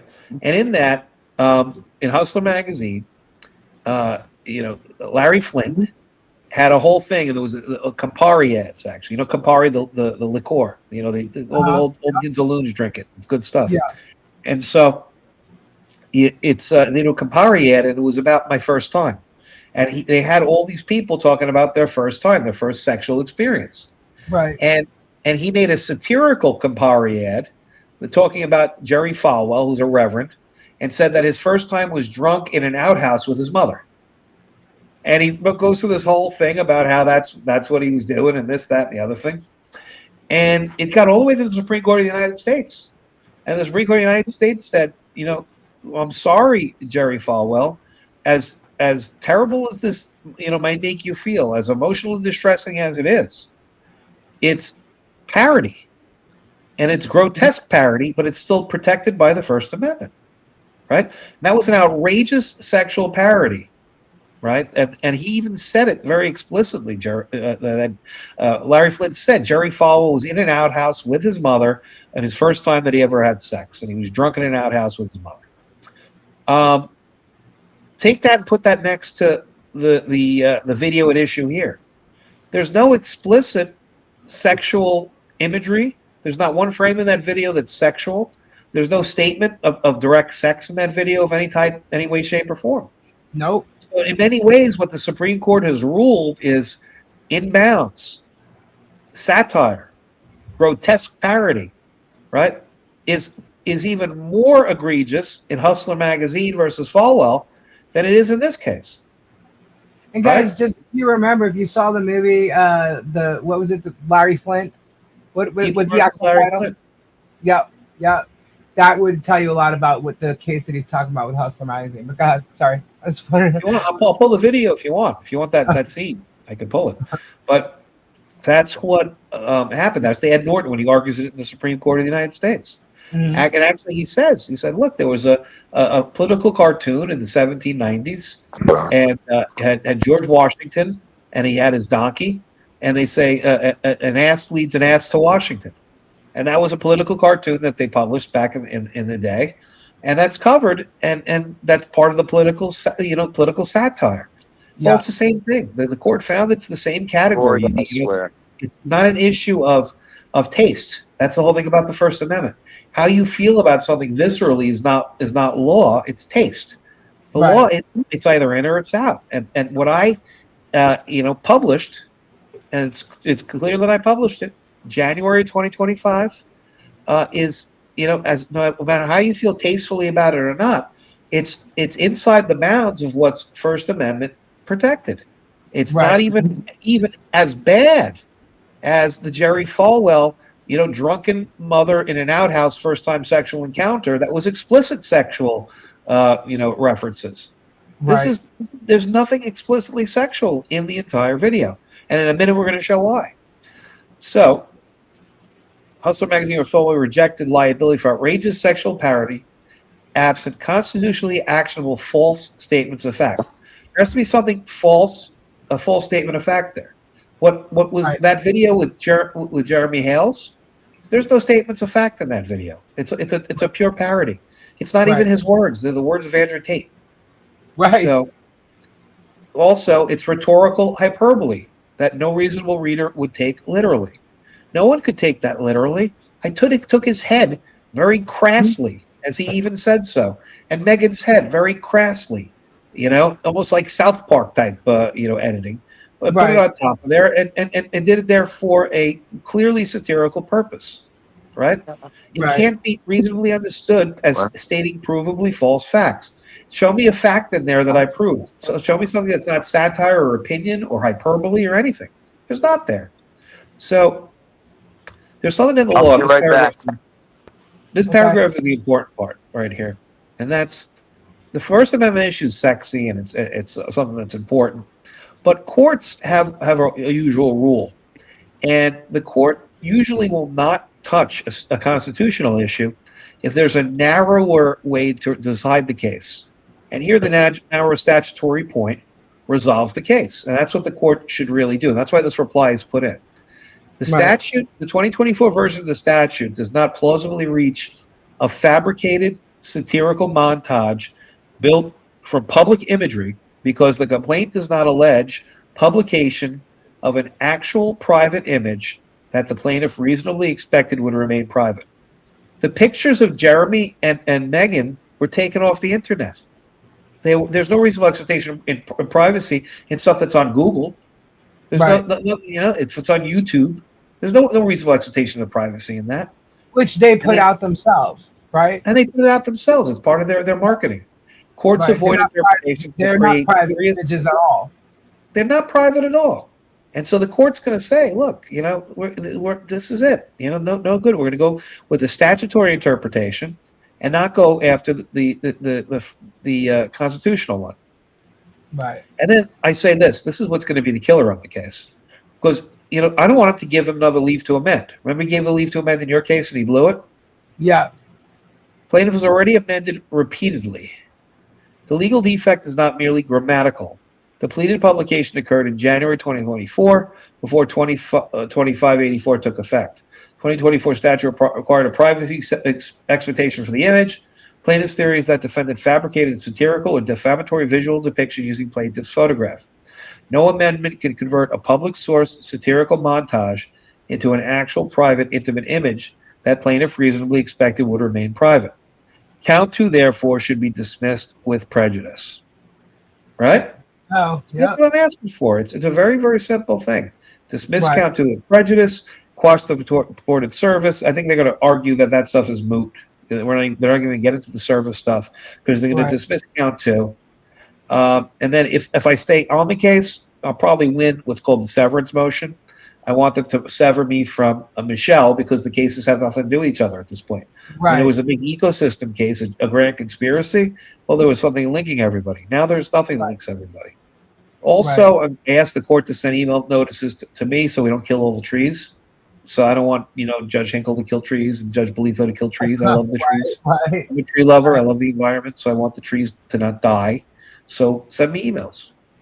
And then all my rights and personal jurisdiction, subject matter jurisdiction, arbitrations, because I still have my arbitration clause. I still could probably fight him to the death. So we'll see. Right. And then any other relief, fees and costs, anything else. And I asked all this stuff.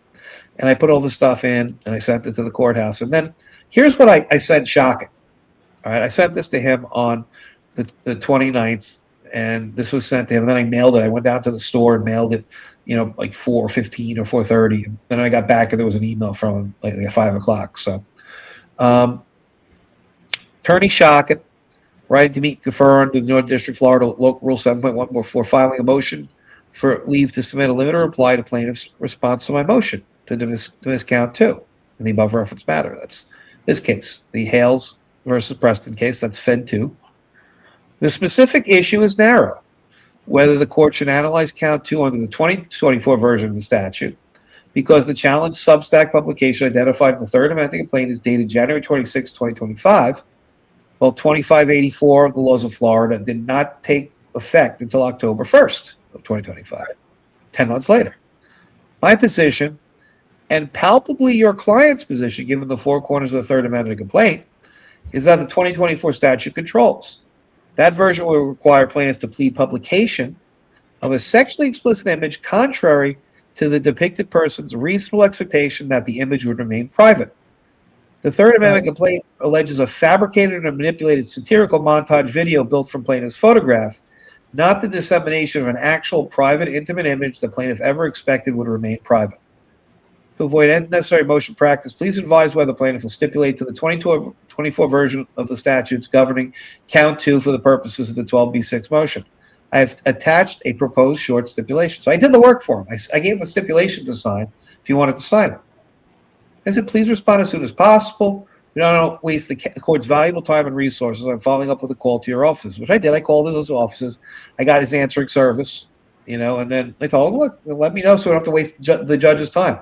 If this is going to end up going to Hinkle or Bolito or one of them, they have to deal with this now. And it is what it is. Stipulate or he'll back. I'll advise the court I attempted to confer, proceed with a motion for leave to file a reply. So I sent it in. And so it's in. Then it's stipulation. And then the last piece here is the stipulation I sent him. This is what's called the stipulation. That's when you make an agreement, right? Yeah. Applicable version of Florida Statute 7449. Plaintiff Jeremy Hales, by under counsel, defendant Richard Luthmann, stipulate as follows. Count 2 of the third amendment complaint asserts a claim against Richard Luthmann, the Florida sexual cyber harassment statute. Publication identified in the complaint as the basis is alleged to have occurred in January 2025. Chapter 2584 of the amended statute, and it took effect on October 1st, 2025. Right. Parties agree for the purpose of the pending motion. The court should apply the version of the statute in force at the time of the alleged January 2025 publication, not the later amendments effective October 1st. This stipulation is limited to the applicable statutory version and does not waive any party's arguments regarding whether count 2 states a claim, whether the statute applies to alleged publication, whether the alleged publication is protected by the First Amendment, whether the service is proper, whether jurisdiction exists, whether severance is appropriate, or any other claim, defense, objection, or remedy. Very, very simple. We just said, look, we just want this law to apply. He won't say anything. I asked Shaka to sign, and I had myself sign, and I asked that we could put this in and avoid having it bother the judge, and Shaka didn't want to do it. So I put this in and let the judge see, this guy has wasted everybody's time. It's just a waste. The guy is a waste of time. So that is this. He just wants to pay for all these cases. That's what he does. Well, that's what he does. But at this point, he's wasted everybody's time. It's clear to the judge now that he wasted everybody's time. Yep. So that's what we got. So you got any questions on that? Actually, I do have one. Michelle, because you had mentioned separating from the case. Michelle had said that. I was going to ask that, Richard, how should I put in a motion at some point asking to be separated from you and me? So in this case, I put in the motion the severance or the Rule 20 stuff. Just copy and paste the stuff I put in. And just put in a motion yourself. That's all you got to do.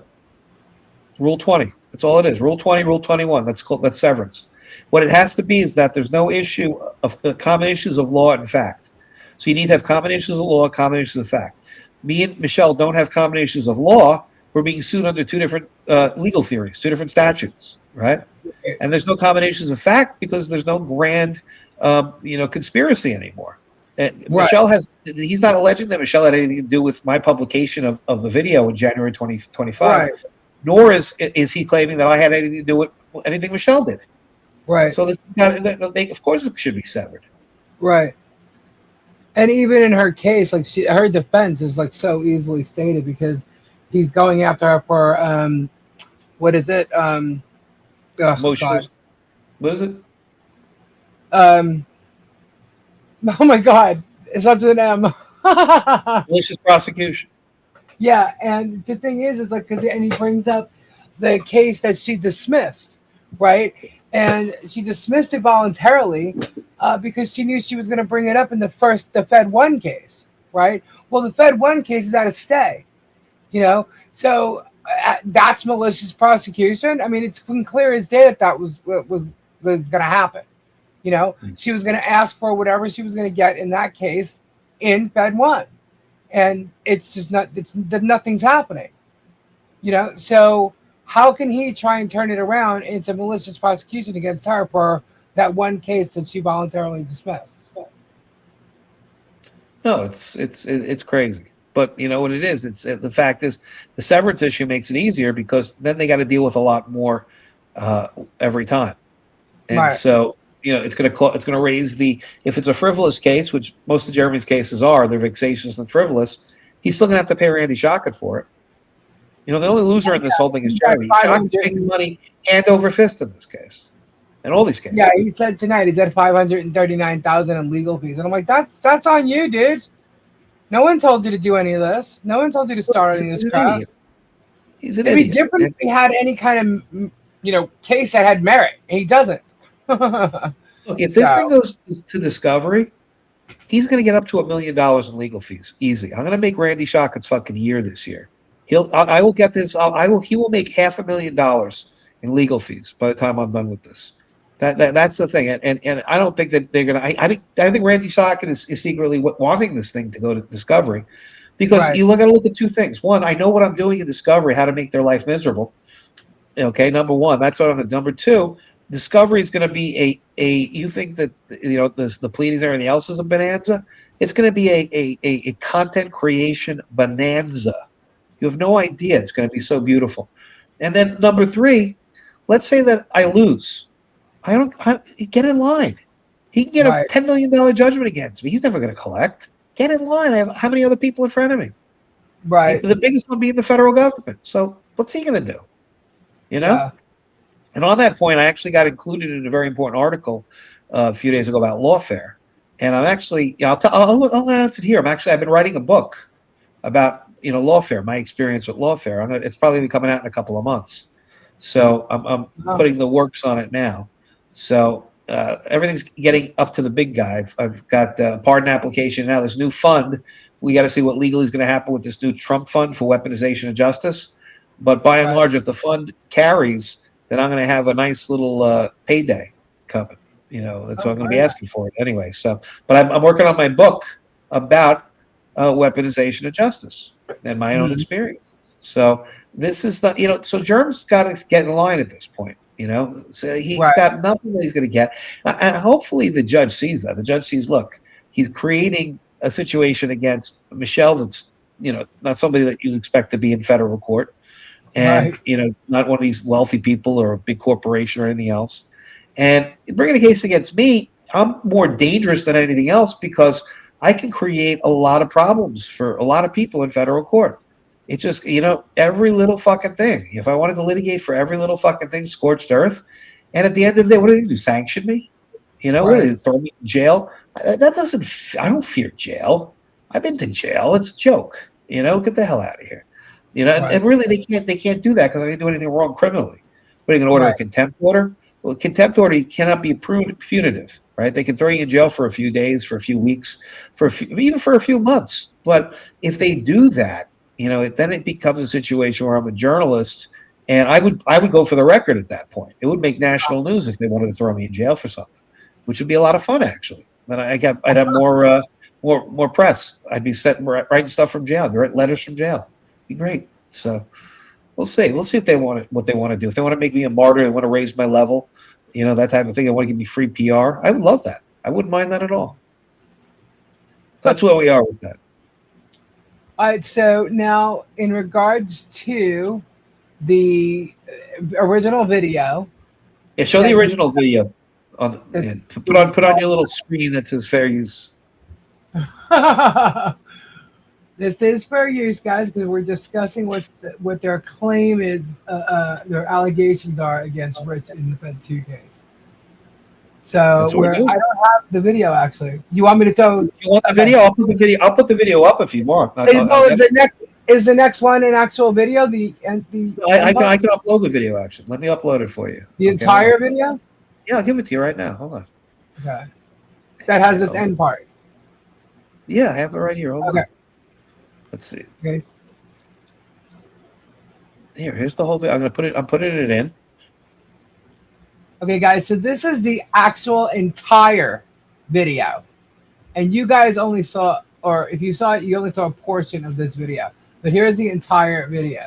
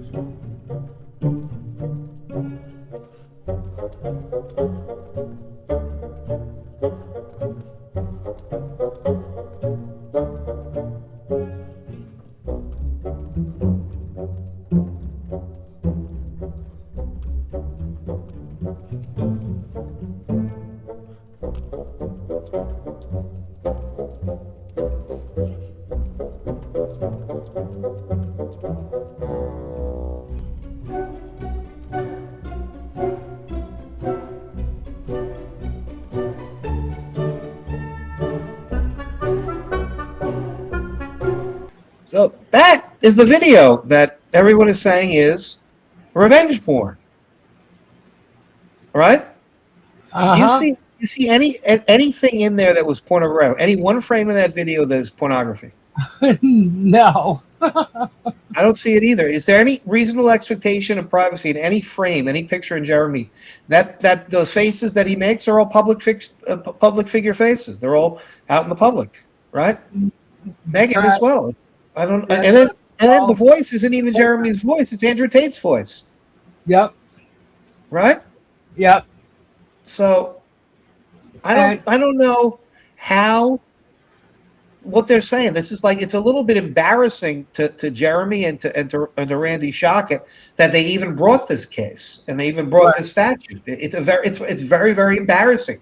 These people should be very, very embarrassed about how stupid they are. They're very, very stupid people. You know, that's just it. You try to be tough and you're stupid, it doesn't work out for you.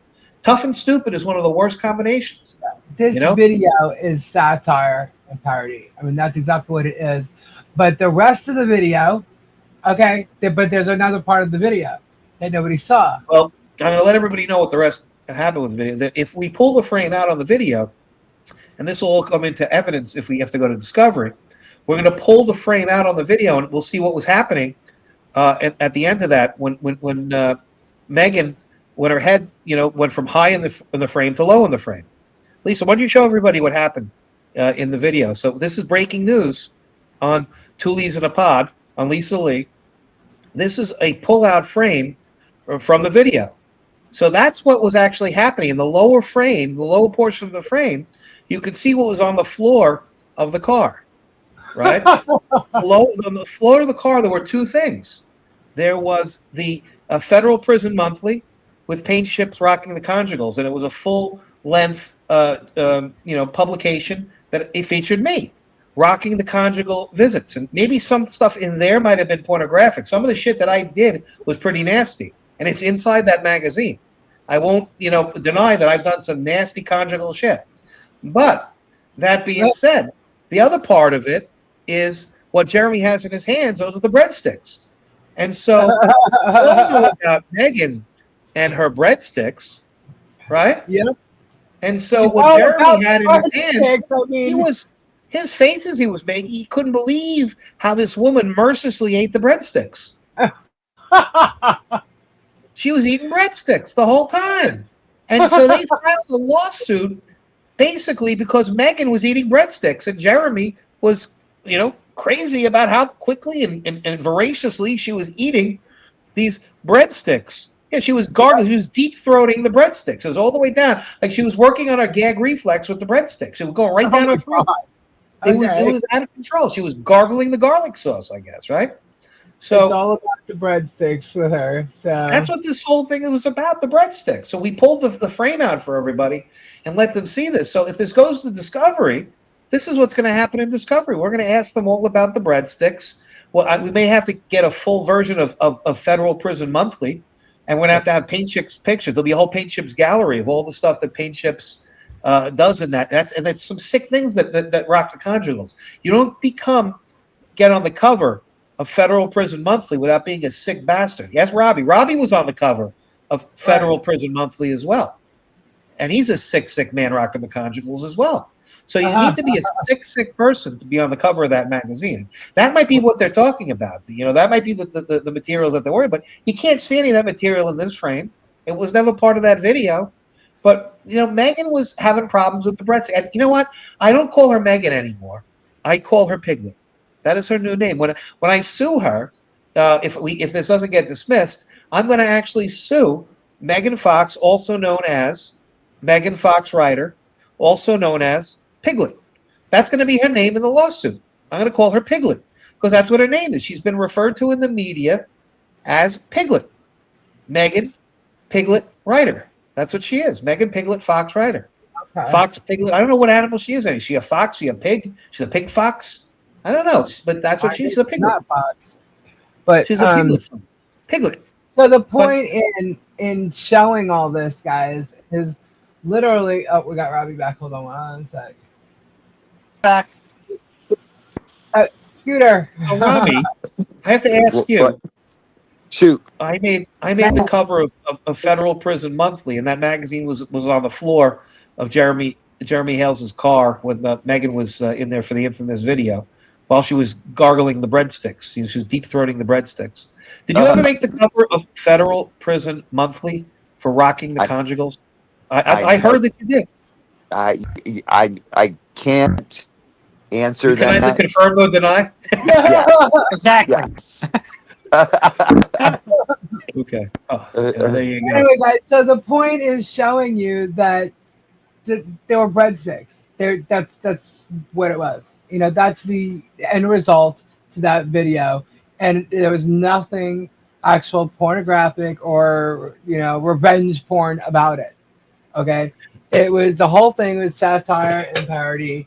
And you know what? To be honest with you, if you even read some of the emails from Megan to Richard to all these other people, you have to hear the mouth on this woman. I mean, she's nasty. She's nasty and bitchy. And I mean, I'm not going to go through some of them, but I mean, it's really, really, really bad. And what Megan and Tug signed breadstick bag to sell on whatnot. What are they going to sell? Are you serious? Hair. Oh Hair? my God. Maybe Megan can open up a pizza place called Little Piglets and sell breadsticks. Maybe she can do that. Right? Little Piglet. Little Piglet. Piglet. Little piglet. That's what she'll do. Little Little Piglet. pigs in a blanket. But Little so pigs in a that's blanket. you guys That's right, understand Little Piglets in a blanket. Little what it's Pig. really about and how Oh, this. Show the other And one. they don't- Show the other one. Show the other one, Lisa. The full frame version of what happened in the car that night. There we go. This is the actual. When we go to Discovery, this is what actually happened in the car that night. Because you can see I was there in the form of my magazine, right? So I can see through my magazine. That's what I'm going to tell the court. I have those powers. And what happened in the car, based on what Jeremy said in his pleadings, is that he had sex with a journalist. So I guess after Megan ate her breadsticks, Jeremy had sex with Don Lemon. Don Lemon looks like he's all ready to have sex with Jeremy at that point. But there are also some other people that were in the car. And I'm probably going to have to question every one of those people that was in the car with Jeremy and Megan as to what happened that night. So I'm going to have to bring them in as co-conspirators under something that's called, and Robbie, have you ever heard of something, Robbie, called the Langham Act? Called what? The Langham Act. I think that the Lanham Act it applies to all those people that were in the car that night. Hold on, guys. Okay, so this isn't even a joke anymore. Listen to what Richard's saying. Okay. Right. So the case right now is Jeremy versus. It's not even Elephant Shoe anymore, right? It's Jeremy versus Richard and Michelle right now. But right now this is the part about Richard, and it's all about this revenge porn thing, right? Now, this revenge porn actually involves Jeremy and Megan, right? Their faces were the original, in this original video, right? Nobody saw the end of it, which we just saw. But now, so Richard, what can you do in bringing up the Lanham Act? Well, what they did was they created an ecosystem.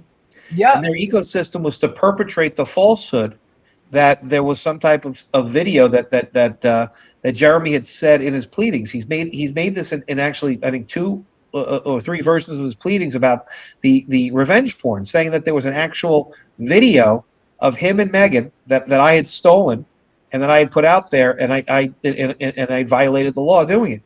Well, in so doing, he's accused me of a crime.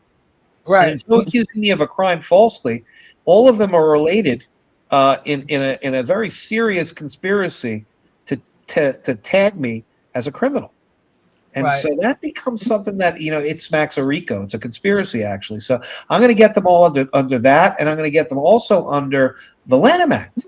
Remember the Lanham Act, Robbie? How they're trying to conspire to do things to affect my trade and whatnot. Well, that criminal, threshold is pretty easy to get over now, because they have to show the video that they did was a revenge porn video that I had acquired. And they're claiming that I in some way acquired it and criminally, broadcasted. So, in accusing me of a crime, they have opened up Pandora's box, and I think that Shockett very well has opened himself up too. I hope his malpractice is paid up, because he's had numerous occasions to vet the facts here, and how he pled this to this point is pleaded. In that I've committed a crime. He's falsely stated I committed a crime. So he didn't review on behalf of the allegations that his client had. That they can't, as a matter of fact or law, make any sense. What he put in the court actually hurt me, and so they're going to be in a lot of trouble. This is what's called abuse of process. This is what's called malicious prosecution. This is what's called big problems they have. That is defamation. You know, even we take away the litigation privilege and everything else, but there's also a conspiracy. And what they do is they further propagate these lies. And they're an ecosystem where they coordinate. We know that Meghan coordinates through. Piglet gets fed breadsticks to say things that Jeremy wants. So if Meghan wants to eat breadsticks, then she has to say what Jeremy wants. Same thing happens with Tug. And same thing happens with everyone in that ecosystem. We're gonna trace it around. So that's what we're gonna be doing. We got our road. So does this mean you get to add all of them, or just? Oh yeah, if we go, I'm gonna add every one of them. I'm gonna do what they did. I'm gonna and we have precedent in the Northern District of Florida in a case called Hales versus Preston, Fed 2, that you can arrest somebody for a year and a half on a Lanham Act claim that's baseless, and you can harass them and everything else, and there's nothing that happens to you. So Right. at this point, might as well, right? I can go for a year now. I'm trying to get it to 2 years, 3 years. How many years I can harass? Well, the only person I believe in Fed 2 that the Lanham Act went, they just went after me for the Lanham Act, right? There was nobody else. Well, they said there was a big conspiracy. Yeah. Yeah, there was a big conspiracy. So I'm gonna talk about how they what they did was they all conspired. It's a huge conspiracy. I'm going to talk about the conspiracy. I'm going to talk about the media conspiracy. The central phrase of the media conspiracy is a term I don't know if you've heard of, but it's called polymop. Have you heard of the term polymop? That is called contraction of litigation and multiplication of proceedings. And that word polymop sums up what they do. They've created the false claim and the criminal claim that I violated criminal statutes. And that's a per se defamation that they've done. And then what they've done is they've perpetrated the publication of it, and they've perpetrated the slander of my good name. They've done that. So there's going to be defamation. There's also going to be, they've done it. They've abused process by doing it. They've done all sorts of other things that are speech and not speech, because their campaign is a speech campaign related to the defamation, slander, and libel issues. But it's also a non-speech campaign because of the actions. They've engaged in conduct that is non-speech conduct, and that non-speech conduct is something that we can basically bring as actionable as well. Right. Wow. So I'm hoping that, and I really hope I lose this motion. I want to lose, so I get into discovery, so I can file an answer and a counterclaim and bring in all the piglets and Piglet and friends. It's going to be a lot of fun. I'll tell you, Megan, kind of in a little bit of a doozy. If you do that, that's crazy, because she's already received, as of today, Leslie has filed the admissions, or some of them anyway, for Megan, that she needs to answer that. Okay. She's facing a filing from me on a case for the infringement. Right. So, and if you do that, who's going to pay for her lawyer fees? That's right. Is she going to try and use Shaka for all this? Well, that would be really, really foolish of her. But so I think that she, as smart as she thinks she is, and as big mouth as she is, I mean, this journalist really should go back to her ethics book of journalism and find out what being a journalist is really about. But she's not a journalist anymore. She's a content creator, and that's the point. That's the point, is that, he said that in the video that was part of the the third amended complaint, he said that he was depicting of him having sex with a journalist. Piglet isn't a journalist. Right. So that's the big question here that we leave with today. Who is the journalist that Jeremy Hales allegedly had sex with? Because he's claiming that he had an actual video, that he had a reasonable expectation of privacy, or else he wouldn't have been able to use the statute. So was it Don Lemon? Did Jeremy Hales have sex with Don Lemon, number one? And number two, was he on top or on the bottom? That's the questions that I want to ask when we get to discovery. Those are going to be my questions. Yeah.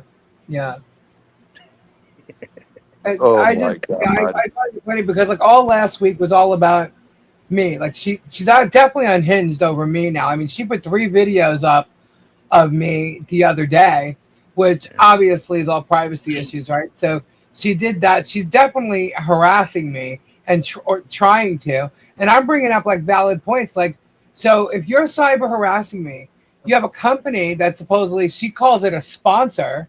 All of a sudden now she's not talking about her sponsor anymore. She tried to bring up like these 2 points. One, they gave her a landing page. Two, they gave her, a giveaway thing. It's like, you're not the only one. This isn't your specific thing because they're sponsoring you.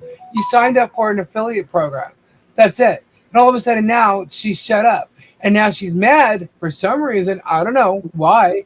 She goes and posts 3 videos. She's posting my name. She's posting my husband. She's mocking me. She's showing the inside of my home.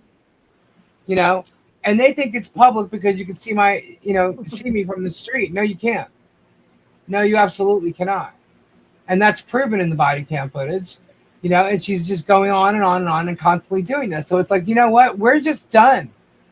Everybody that has been around and telling the bad behavior of this jerk who's literally been harassing a family.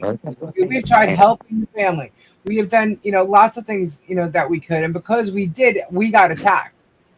We got attacked. We got harassed. Every one of us. You, Rich, Robbie, me, Leslie, Ray, Dave. And other people too. All our family members. My father got harassed. Robbie's wife got harassed. His daughter got harassed. Gabe gets harassed. Everybody gets harassed. Your mom's now being brought into this crowd. Sick people. They're sick people. Yeah. They really are. They're very, very sick people. Yeah. That's what needs to be done to them. It's a pattern. And it's all on Hales' narrative and going against anybody who dislikes what he's done. He got away with it for 2 years doing this to this family. It's about time people stood up. If you don't say nothing, he's going to keep. They're all going to keep getting away with it.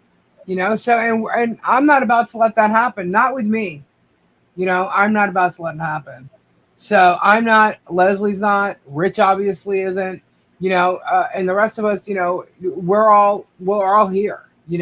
We're all still here standing behind what we believe, which is that this is all wrong, and people shouldn't be treated like that, and that's what this is all about. I'm here debunking on a daily basis these, at least right now, 5 people who have been harassing me constantly. And there's more. There's these little channels, and it's intense. It's insane. It's every day, all day. More stuff keeps popping up. If it's not this channel, it's the other channel, So, it's about time it ends. It ends. And, this is how you stop them from doing it to anybody else. You stop them from doing it to you in the future. You stop them from doing it to anybody else in the future. Because if they even try, all this stuff will be right there facing them. And, they're not going to be able to get away with it for long.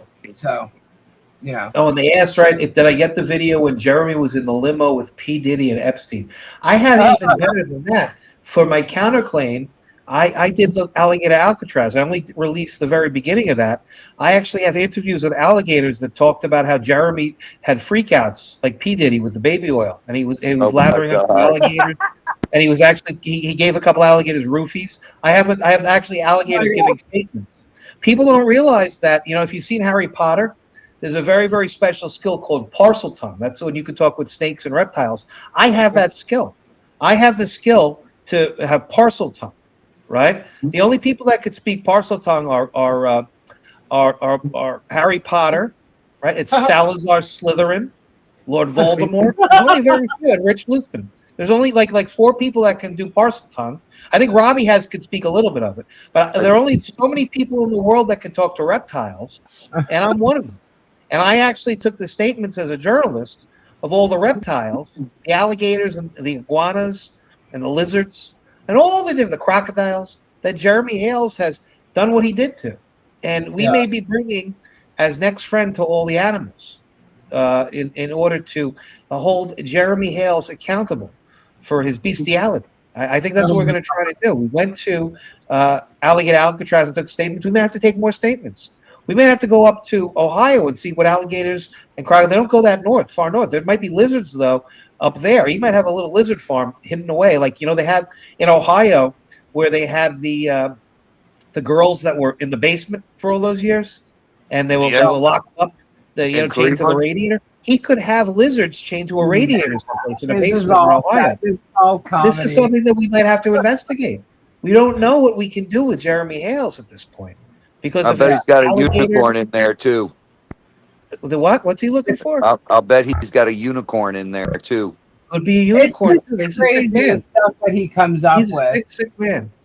You know, when it's like, what kind of reality are you actually living in to make up all this stuff?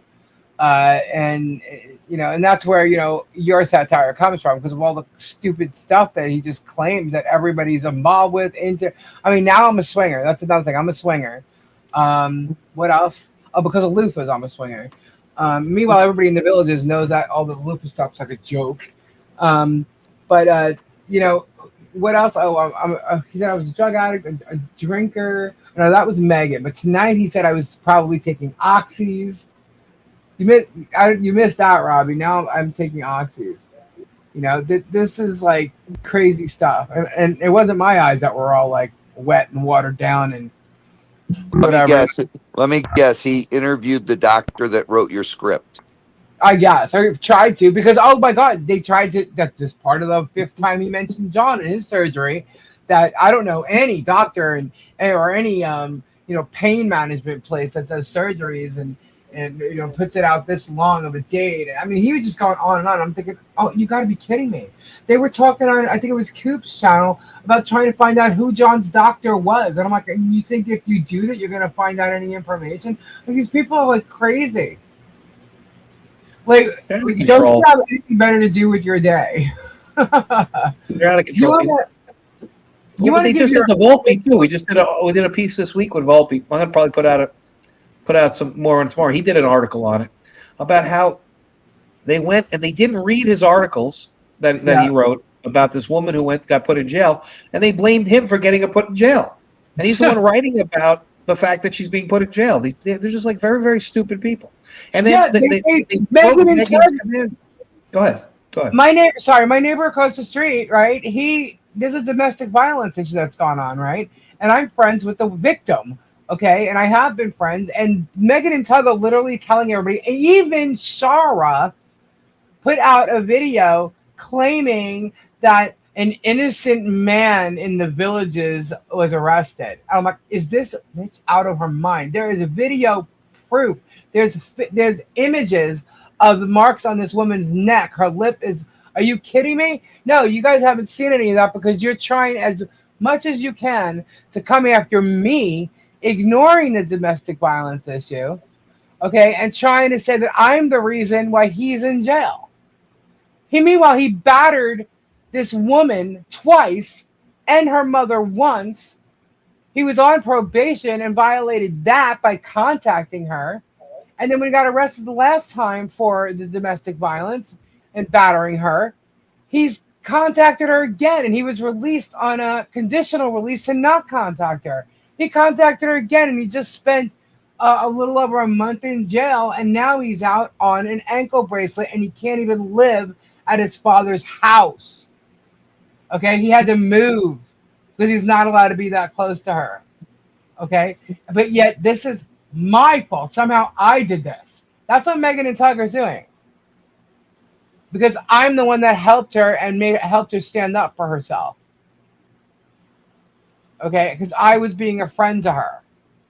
And I was the one helping explain the situation because I'm the one with the cameras. I'm the one that's showing some of the stuff that he's done in the street here. So they're coming after me. And meanwhile, I'm simply a witness. And that's what all the body cam footage is all about. To attack me. So they're defaming, they're lying on a constant, they're making this crazy shit up. All of a sudden now my husband has a sugar daddy because some meth head across the street is claiming so when he's barely able to speak, foaming at the mouth and let's smack on his gums, and trying to... Who is Shara? Oh, she's a fake journalist. Shara Michelle Wolf. She's another one. Yeah, she was the one that originally flipped on Michelle. She was working for Bruce, or working with Bruce, right? And then she flipped. When I first came onto this and Bruce approached me, asking me if I wanted to know Michelle's side of the story. Shara had done, I think he went on. She went on MLS's channel with Bruce to talk about the case or whatever, and she was helping Bruce. And once I came on and started talking about it on the show, she lost her shit, and she kept like attacking me to Bruce, to Michelle, whatever, saying all this stuff. I mean, just kind of mad that I was telling Michelle's story. But meanwhile, Shara sat on this for like well over a year and a half or 2 years. I mean, Jeremy even did a video attacking Shara. Well, I mean, like you wouldn't believe. I mean, he went at her with a phone call with her and called her every name in the book. I mean, really, really, really attacked her. So once I started talking about Michelle's side of the story, she flipped. She ended up flipping, and then she started like handing over things to Jeremy as if like they were this, big thing against Michelle and big thing against Bruce. And, meanwhile, she shouldn't have turned over shit because she was working with Bruce. So there's a thing there. But, she was just afraid of Jeremy. She kept whining to, Bruce that, oh my God, he's going to sue me. And she was afraid that she was going to have to come down to Florida and all that. I mean, Shara's she's weird. I mean, I've sent her cease and desist already, and now she's trying to put out these videos. Megan's promoting her, just like she promotes everybody else. So it's all these co-conspirators. They're all together doing this. And it's shown. It's right there. There's a whole entire pattern. Black and white. Go look at their channels, and you'll see it all.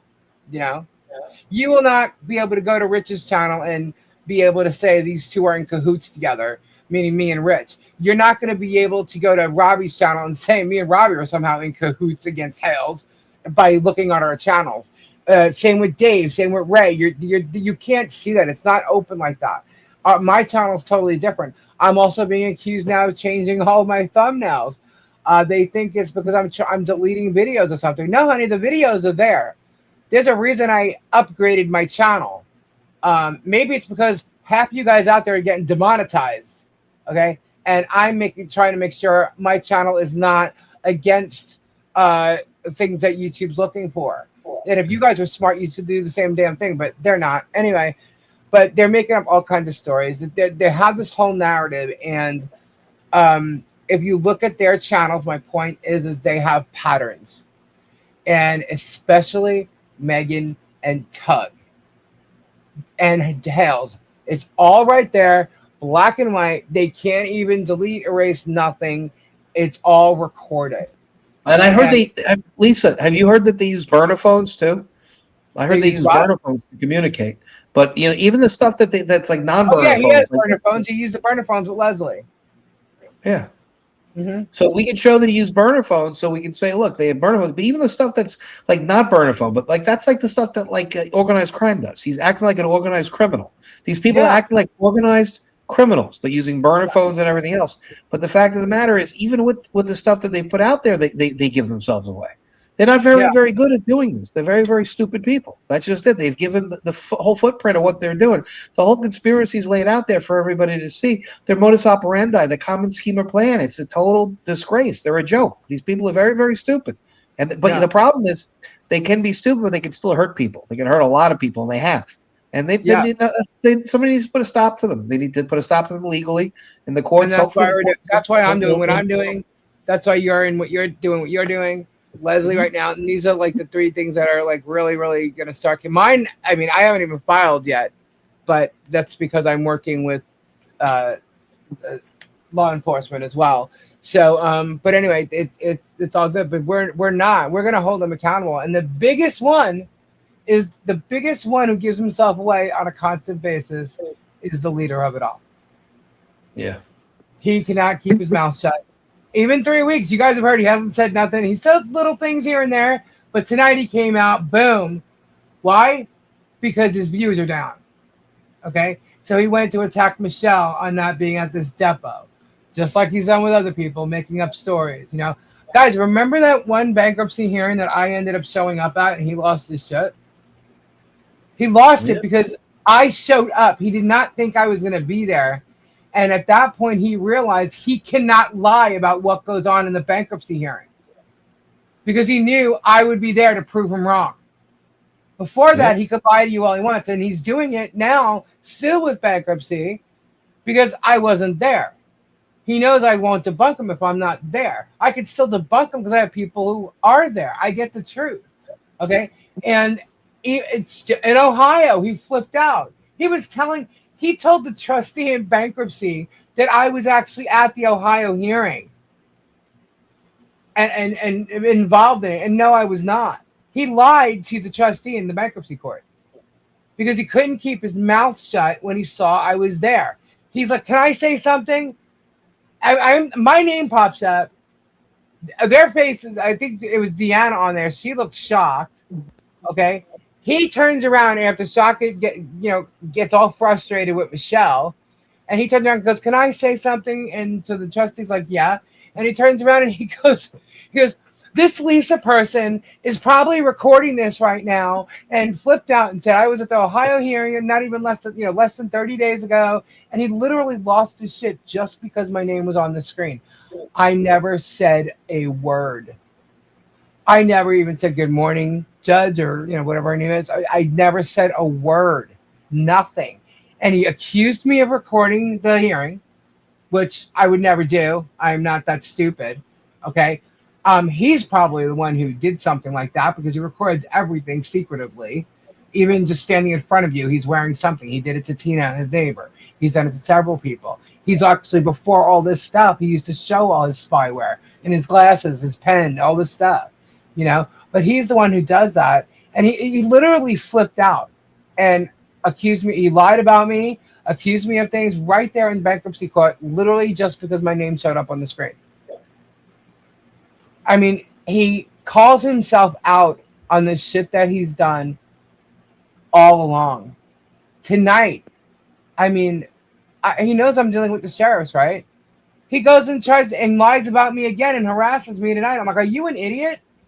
I thought the reason you showed up was because, you're not going to deal with this anymore." But no, he needs that content. So he's going to come back, and here he comes. And this is what he's doing. He accused Lisa and I of working together in Ohio to do something to him.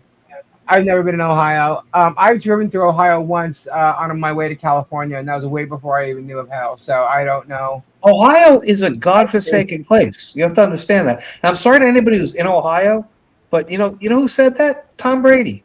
Tom Brady said Ohio is a godforsaken place. And you know what? Tom Brady's the GOAT. I believe the GOAT when he says Ohio is a godforsaken place. That's there's several people in here from Ohio, and I know that they love their Ohio. And all right. Well, Jeremy's giving you people a bad name. Get him kicked out of Ohio. Throw him someplace else. Throw him into the ocean or something. Throw him to the Great Lakes. Yeah, I just but I'm just saying, look, I've never been up there to do anything. See, yep, hey now. But no, so I'm sure there's some great places in Ohio and people in Ohio, and but I've never been there except for driving through. And yes, they don't claim germ. They've said that several times throughout this year and a half on here. But yeah, so I mean, it's just crazy. This guy calls himself out on everything he does because he cannot keep his mouth shut, and that's basically how we've got him. All the evidence, Rich, almost all the evidence is all his videos. So I mean, it's his own language, his own statements coming out of his own mouth. He tells on himself every day. Yeah. This guy tells on himself. It's hilarious. Yeah. So listen. I got an ask for everybody here. I am close to 500 subscribers. When I get 500 subscribers, I get something called subscriber tools or something like that. I get creator tools on YouTube. I don't have any of them yet. I've been because I really haven't been paying attention to YouTube. But if you want to help me get to 500 and I can use some of these creator tools, that would be very, very helpful in my battle against the germ. It'll be fun. Do you have your community page, community posts yet? You said, right? I don't have any of that stuff. I'm at 450 or something like that. I need another 50 people to sign up. So if you want to sign up there, I'm at Luthmann News, Luthmann, Luthmann. Put the link in there. Hold on. Okay, let's see. I'll put it in there. I need some help to get over the 500 because I don't have any of the creator tools yet. And if you like me also on Substack, also subscribe to my Substack. which is luthmann.substack.com. So, Is that right? yeah, thank you, Marla. Marla says I have a lot of good content. I'm actually doing some cool stuff. I'm suing in Florida right now in a FOIA case to try to solve an unsolved murder from Yonkers, New York in 1997. But out of it, I'm probably going to get a bunch of information about Judge Jeanine Pirro, who's now the U.S. attorney in Washington, and James Comey, who's now under indictment in North Carolina, the former FBI director who Trump doesn't like. So that's a cool case I got going on. I got some other cases that I got going.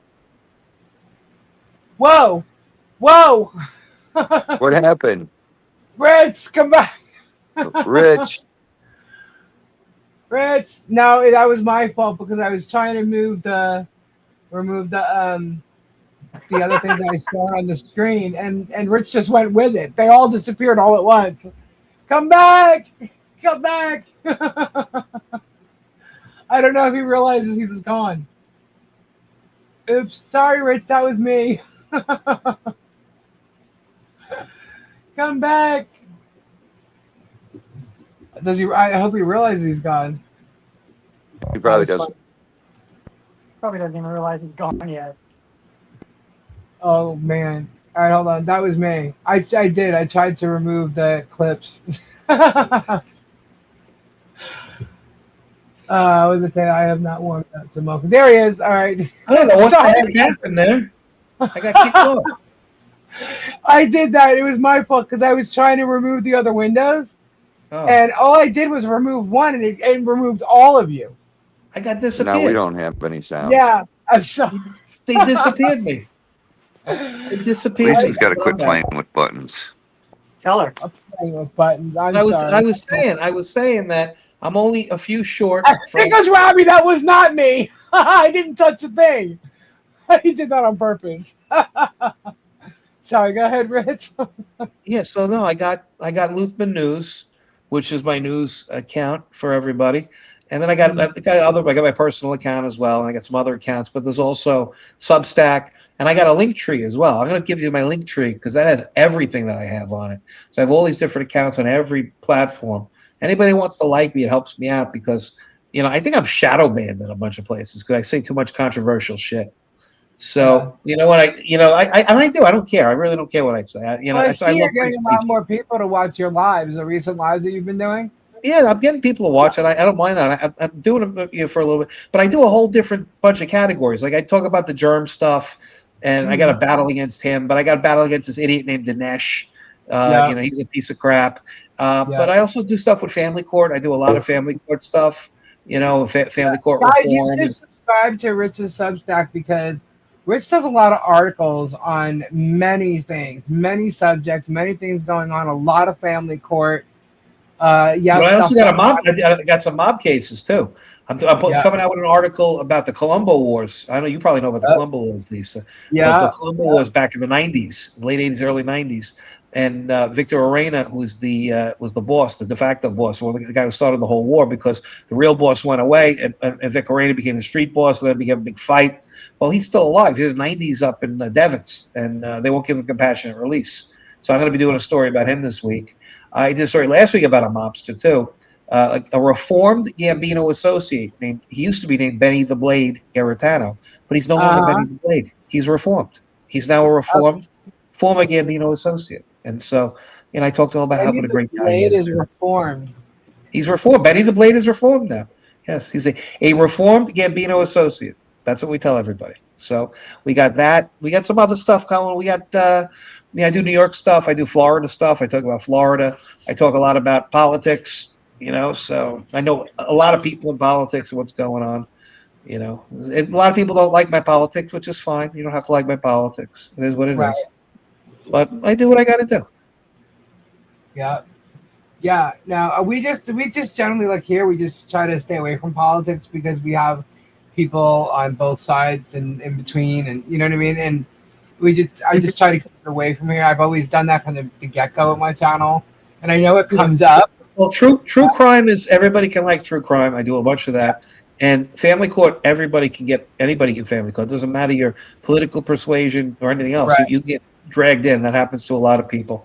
And some of the Yeah. other stuff I do, it happens to a lot of people. So, it is what it is. Yep. Yep. Well, cool. Oh my gosh. Ah, what a day. What a day. We went over a lot in the Hell Saga tonight. Well, we did. We broke some news today. Yes, we we broke some did. big news about what was happening in that car. Right? Yep. Oh, yeah. Yep. All about the breadsticks. Yep. All about the breadsticks. Yeah, I had no idea there was a breadsticks there. I didn't care. But we all know she's about the breadsticks, so it Piglet's all about the breadsticks. Yeah. Piglet. And right now she needs to get all the breadsticks she can because I already know there's a safe harbor letter with Leslie's case, and she's going to end up having to pay legal fees, attorney fees, in Leslie's case, and that's just as it stands right now. Forget about anything else. Megan should have gotten herself right out of that. I don't know why she jumped into that, but hey, she wanted to be relevant. She's Jerem's #1 fan, I guess, and and now I mean she's infringed on a massive copyright issue, where it's going to cost her, legally, because that's just how copyright infringement works. There's set standards, and she went against them, and she messed up. And I just find it ironic that Tug, who's her sidekick, and she's his, they kind of use each other. He tags her in things to support her, but she doesn't tag him to support him. Yet he incites her and eggs her on a lot of the time to make her start foaming at the mouth, in my opinion. And yet she's the one showing all this stuff that's copywriting and doing the infringing. Tug's like just showing little pieces, and if he shows a post, he doesn't show the whole thing. Megan will show the videos, the clips. She'll take things behind paywalls and she'll use those, and she can't do that.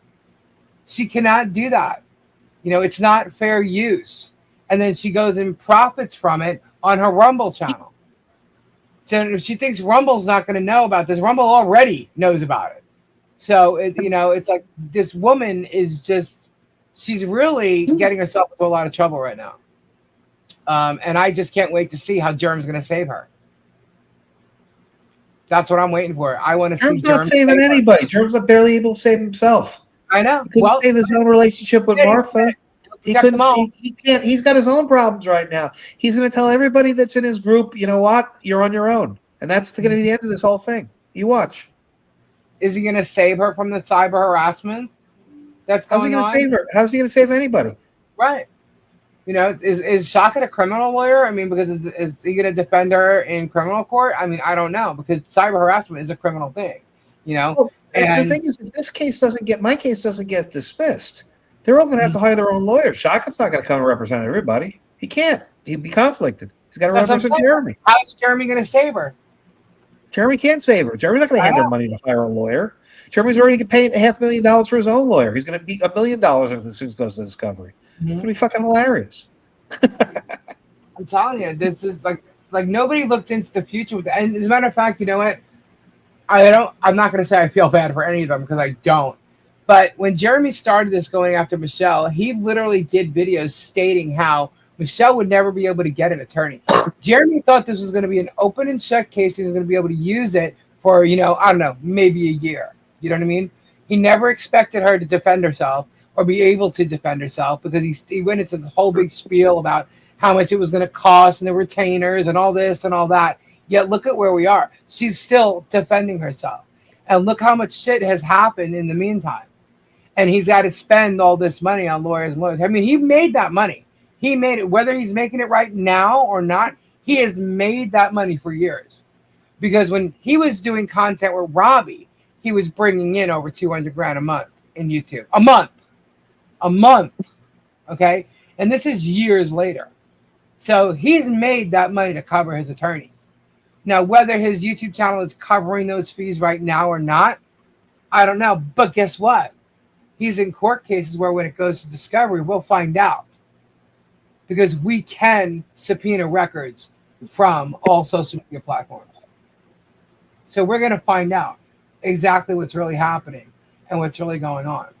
We'll find out how he's trying to blame other people for the content he's putting out and how his videos are getting less views and stuff, and yet he's trying to blame everybody else or channels like me, is the reason why.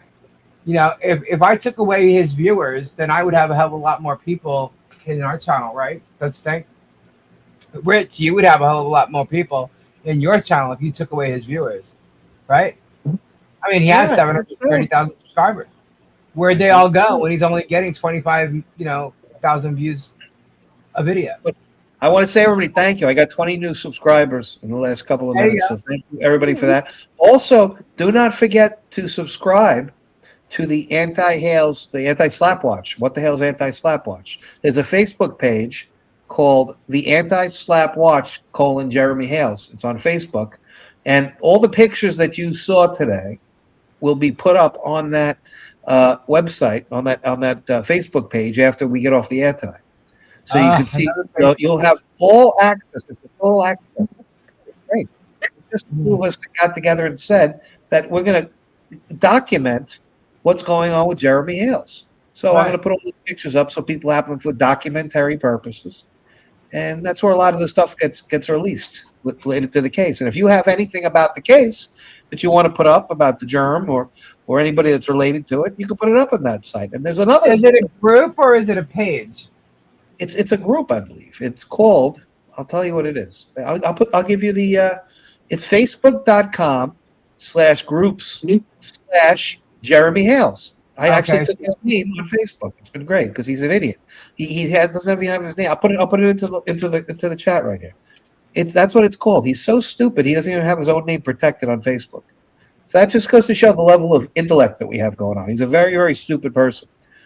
He plays it tough, but he's very, very stupid. When you feel like that, you have to be tough and you have to threaten people. You got to play tough because you're stupid. You don't have anything else going for your life. This guy doesn't have anything else going for him. Think about it. Yeah, he tried to say that the anti-Hells ruined his Facebook or something like that. I'm like, what are you even talking about? I'm like, are you talking about that supposed fake What the Hell's page? Yeah, he claimed that wasn't even his. He tried to say, and I think in one of the court, maybe one of the First Amendment amended complaint. No, I don't know which amended complaint, but he tried to say that one of those Facebook groups I was somehow involved in. I don't do Facebook. So, no, I wasn't involved in nothing.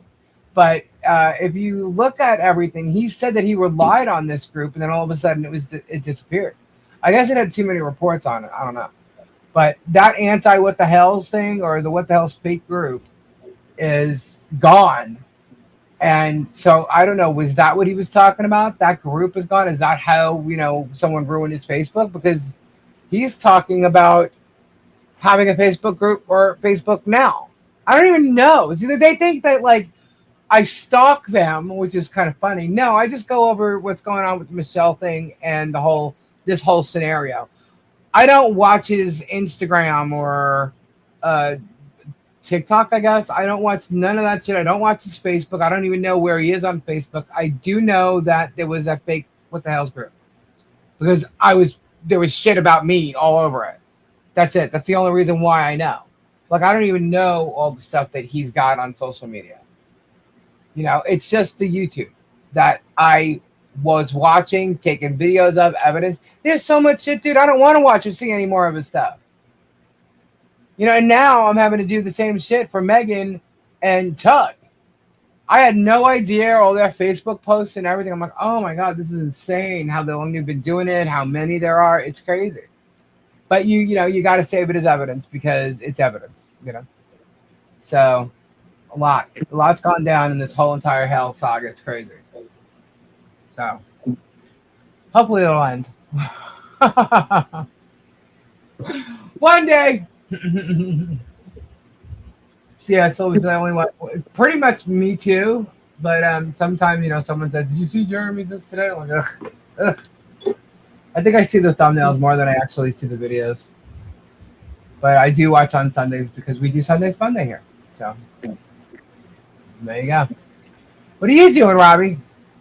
Wore out. You wore out. I bet. I bet. It wasn't that, I don't know, was it that hot today? Oh God, it sucked in Orlando. It was so hot. Then it started raining, but it was still hot. Yeah, my little weather thing on my computer right now is definitely off because it's telling me it's 90 degrees and mostly sunny, and it is not. Then Patty got us dunked. Patty got you done? Yeah, How did Patty get you done? because Patty did the super chats for us to get dunked. Oh, okay. Because I saw your live after. I didn't see it while you were live. Okay. I went on for a little bit and then we continued it on Gatorlands live. Oh, okay. My motion in Fed 2K's County GH's claim that the group was taken over by anti-Hills people, by the way. Oh, that's right. That's right. Yeah, I knew it was in there. I don't remember where it was. Good night, Michelle.